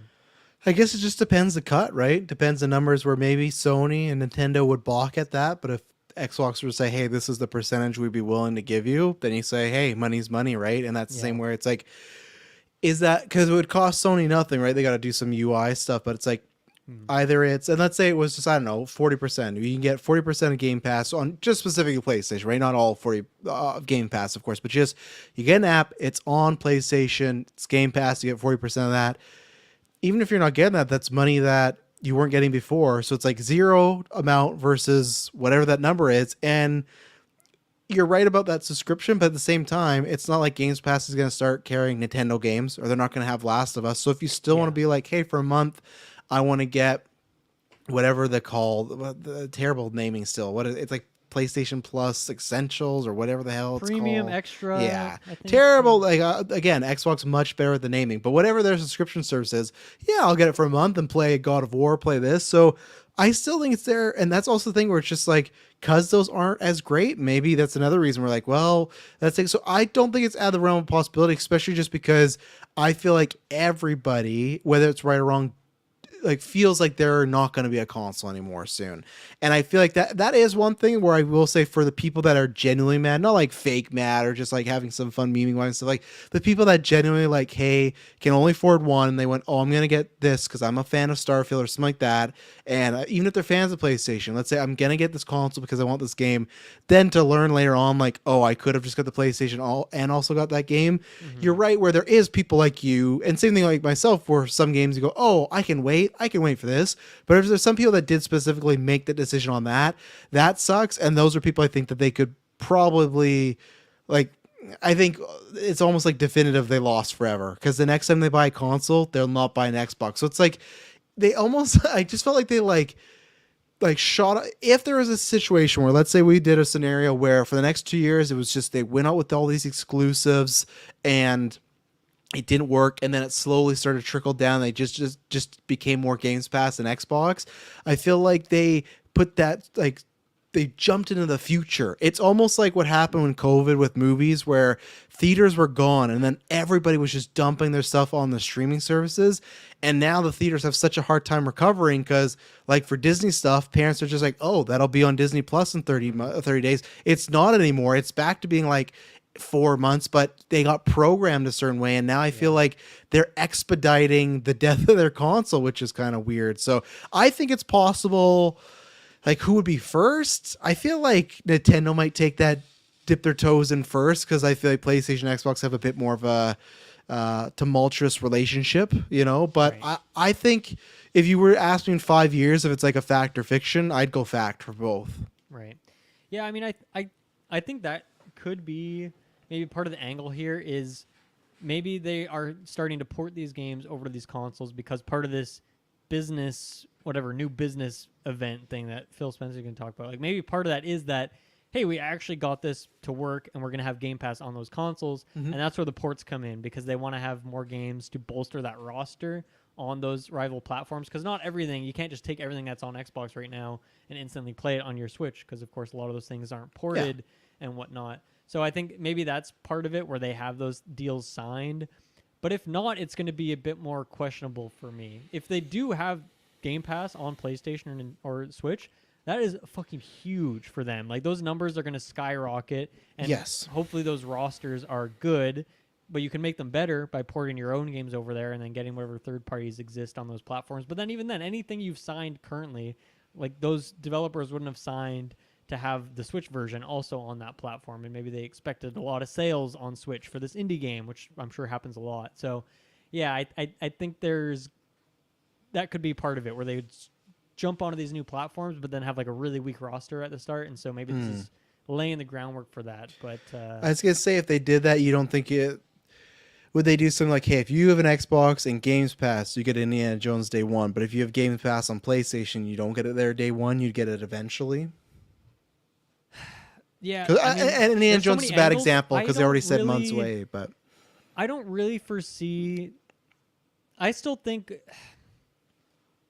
I mean, I guess the question remains, like, in 3 years, whatever, when it's time for the new console generation, Yes. like, is Xbox going to have one?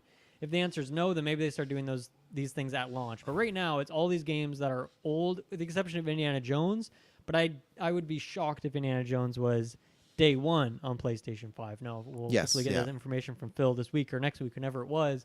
But yeah, I still think they're going to probably at least keep a year exclusivity, which, yeah, for a lot of people, that's going to be enough for them to not want to buy the console. Cause yeah, just the wait a rumor for year. Jones was a couple, like 3 months. That was the rumor going around today. That it was like that's the rumored time that'd be like drop on Xbox and then within like 3 to 6 months be on PlayStation. That would be crazy. That Yeah. would be a crazy timeline. 3 months, 6 months is a lot better, but yeah, 3 months is pretty wild. That's still the same calendar year at that point. So Yeah, we'll see what happens there. I think they'll still have a console this go around, but I think it will be. I think they'll just be one console. I don't know if they're going to do the whole. Here's a cheap version. Here's an expensive version. I think what they would do is just like essentially just a streaming box. Yeah, A really, really cheap streaming box is what they would do. but then where did all the teraflops go on that box? That's the thing. Like Well, that's it's what just they're known streaming, so for you don't having. need a teraflop. You So don't they're need just power. no longer going to have the 100% powerful streaming. console, right? Because that was. Well, the games will run if you have a good internet connection. The games will run just as well as they like on Game Pass right now. Almost any game you can just go stream it instead Yeah. of downloading it, and it will play just as well. Once again, unless you have bad internet, which is a huge issue for this streaming future. But I think that's the idea, and I think they've even talked about this. Maybe this has always been rumors or things in the leaks too, where like they just want to get like a USB stick that you can just plug into your TV and people can just play Xbox games that way. They don't need a console. And that would be huge because that would get a lot more people to subscribe to Game Pass as a service, which is what it seems like the whole business plan is built around at this point. So I could see that being the future. I would not be stoked about that. One, just No. like internet quality, even in my apartment here, is like not great. So I mean, if this is the future of Xbox for sure, then yeah, I'm absolutely, my next console is going to be the PS6 first. Why would I get the Xbox unless there's like huge exclusivity windows? But if we're talking 3 to 6 months on things, then yeah, okay, I can wait for the odd Starfield or Redfall that really tickles my fancy. I can wait that extra few months. But yeah, like absolutely. Yeah, I changes the just think whole if they landscape. if they just become a streaming box or a dongle, it's just I go, why do they spend so many years talking about how they have the most powerful console and that was like the selling point? I just feel, Yeah. I just feel like I there's don't know. Has that really been like their motto though for years at this point? Like, of it course, when you launch definitely for the generation before, it was all about the most powerful. The Xbox One, yeah. But I yeah, mean, Xbox One was like in the Xbox One era, Game Pass started, but hmm I feel like ever since Game Pass has existed, that's been their thing, yeah. not teraflops. And of course, when they announce Series X, they're gonna say it has all these numbers. But yeah, like the memes of teraflops are meaningful because they talked about that shit so much. They said it over and over again. But now it's just it's Game Pass, Game Pass, Game Pass. They don't care about anything else. I guess this is what I mean in an overall scope where I think there's pros and cons to this, and I think there's something where I'm not gonna go to town on it, but I just still think there is a multiverse out there where both of them are still just thriving. And I just feel like I'd love to do a chain and just look back from that Xbox One and on. I just feel like every couple of years there's just a decision that I scratch my head about. And that's where you're right? If they do want to be Games Pass, they're succeeding. I will always go and say Yeah, that. this could mean they're thriving, right? Like this could mean Yeah. that more people are playing their games than ever. They're making a shit ton of money because they've got twice as many Game Pass subscribers. Like I don't know, it could work out for them. Like I don't think they need to have a box in your house necessarily. Like another thing too is they've talked about recently how they're getting away from like game boxes. Like even Hellblade 2, we know is like not have a physical version whatsoever. Yeah.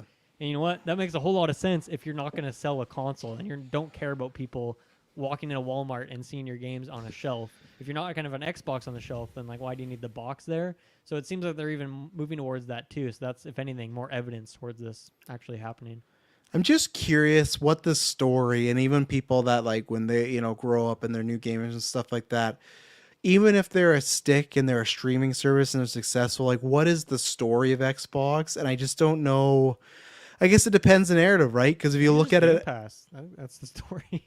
I know, but I mean, like if you look at it from like the purely console base, you look at it as like, well, they failed and they lost and they couldn't do it. They settled for a streaming service.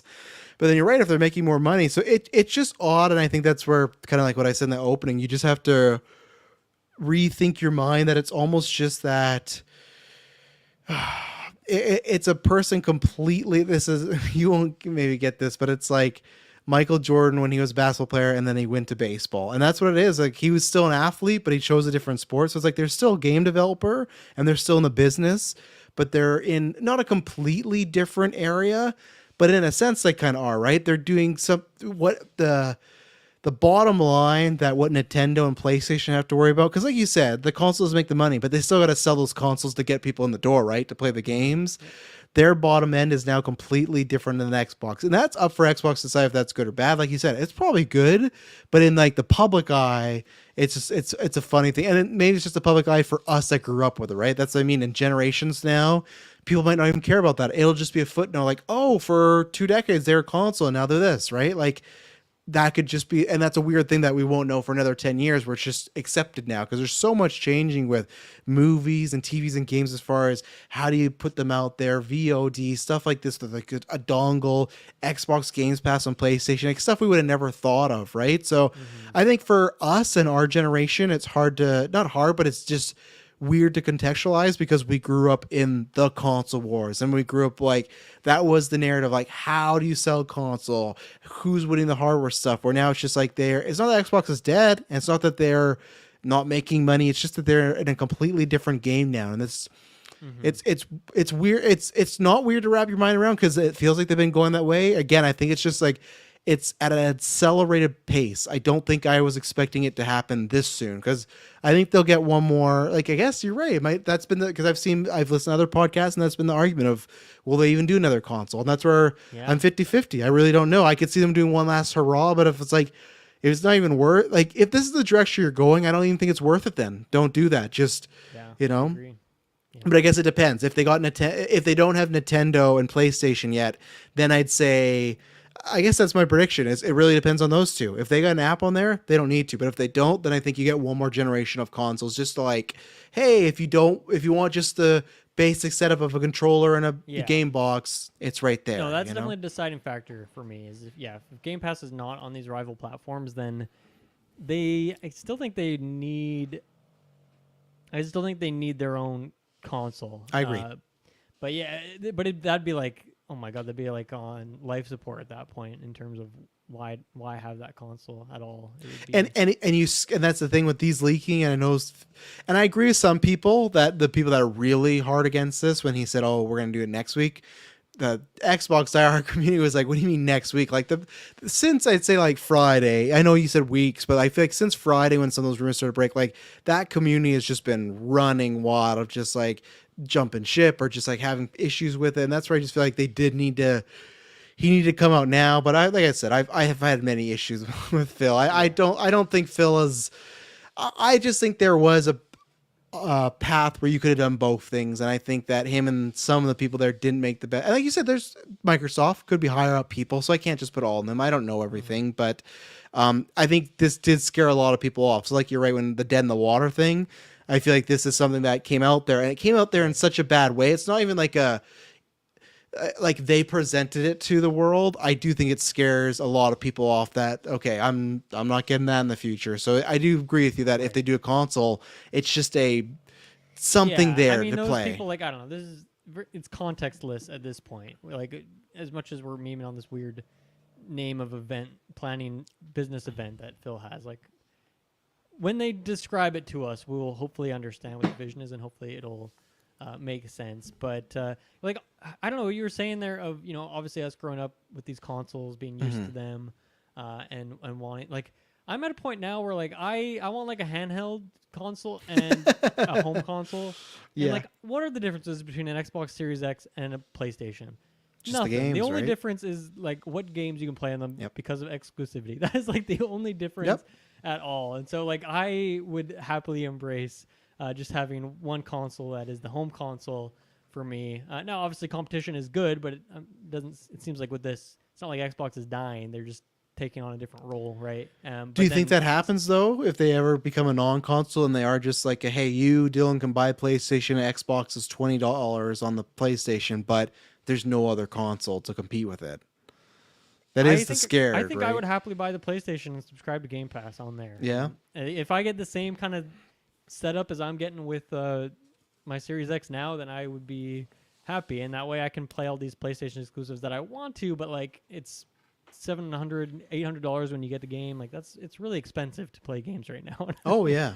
Yeah. And that, I guess and I do get that. That's the concern where for us, $100 game is like 120, 130. And if we jump to 5 years from now where PlayStation has no competitor, it's like, man, that could suck for us, in the long run. Yeah, where I mean, just like, Nintendo will always be that competitor. Well, I shouldn't say always, because 30 will years they from now, though? who knows what. I just think like it's like this. Like they are doing different things, but I just feel like I feel like it's like the Netflix thing where there was a poll done a couple months ago, and it was like it's always Netflix. People always have Netflix and something else, and I feel like it was I feel like the PlayStation, Nintendo are like those are the two. It was always like a Nintendo and a PlayStation, and a PlayStation and an Xbox, and I feel like it'll just always be like for gamer people. Like obviously you have families different ways, but I always feel like you would always be like that, right?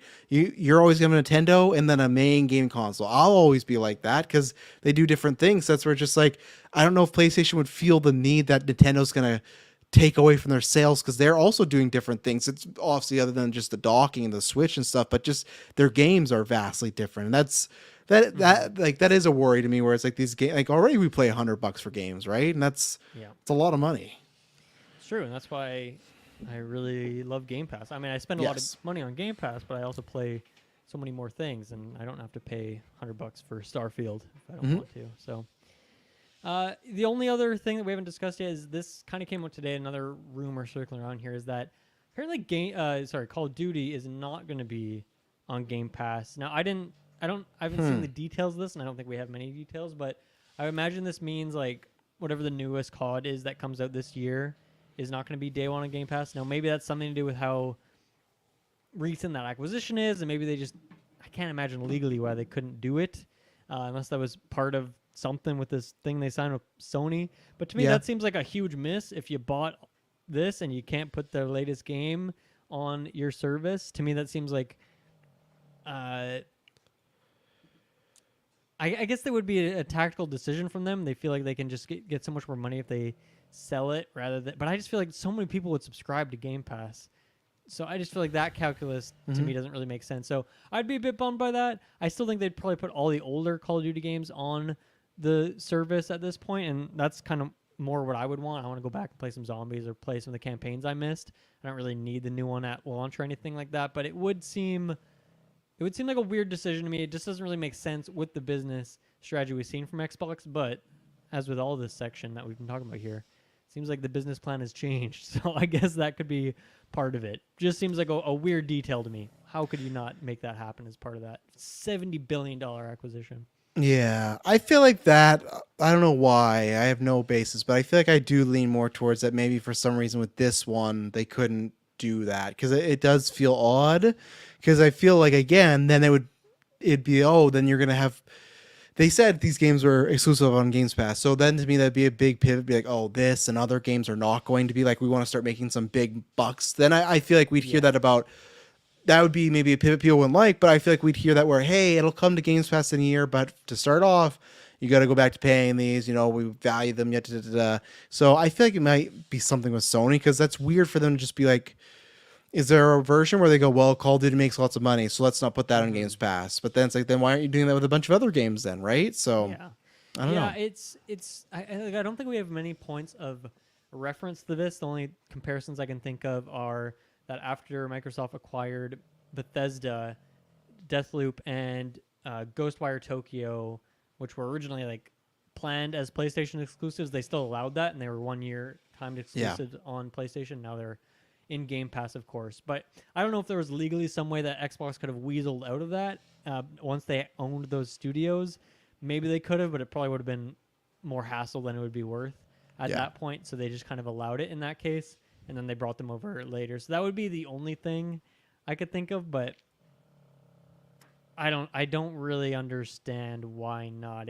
To me it seems like it would have to be a decision from Xbox, not just something legally they have to do. But who knows? Maybe they just feel like the amount of money they can make from it is going to outweigh the amount of people who would join Game Pass just to play it. Which I don't know if you need to worry about that because of just how many people own Xboxes and are playing games on Game Pass, but I could be wrong. Who knows? Yeah. There could be some Jason Schreier report closer to Call of Duty, right, at that time where we might get more details on it. So I think he just released or announced a new book he did. releasing, which is like an Activision.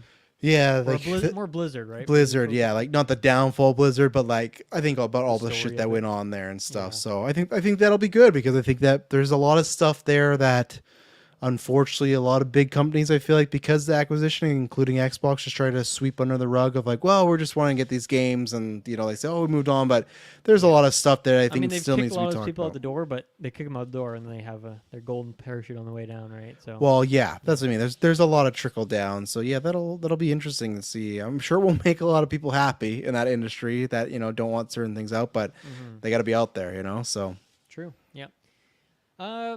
Anything else on this for today, sir? No, like I said, it caught me off guard that it was just the Indiana Jones thing again. For me, was almost like, and even Starfield, it was like that. Oh, maybe just because Bethesda, and these were things that were worked out before, right? You never know. Like, if we promised them an Indiana Jones game at PlayStation, we got to own up to that. Yeah. I guess I just was not expecting the trickle down from going from Starfield to Gears of War in a matter of 3 days. But I'm curious. I'm very curious next week. I'm curious that I guess we don't have a date yet. He just said at some time. So I think I don't know if he's buying the game, but am I still assuming Taylor is on next week? Maybe for Sidequest. He is. I think okay. Because you're welcome to the what the hell's the name of this pirate game again? Oh my god, Skull and Bones. Skull and Bones is doing because Taylor, classic Taylor. He's like, I'm definitely buying that game. And then I asked, I plan Sidequest. I try to plan it out as many months in advance as I can. And he's like, yeah, I'm actually not going to buy that game. I'm going to wait for it to go on. So I'm like, god damn it, Taylor. But it is doing they are doing an open beta for the game from February 8th to 11th. So we're going to both jump in there, check it out for free, talk about it on Sidequest next week. So technically, the game doesn't come out until 2 weeks from now. But so anyway, that next week is going to be about Skull and Bones plus this Xbox thing if it drops in time. So if you want to check out Skull and Bones, or if not, you should still join for that convo if you would be so inclined. Yeah, I could potentially. And that's what I'm interested to see. I'm interested to see, is it a, hey, people got this all wrong, this is what we're doing?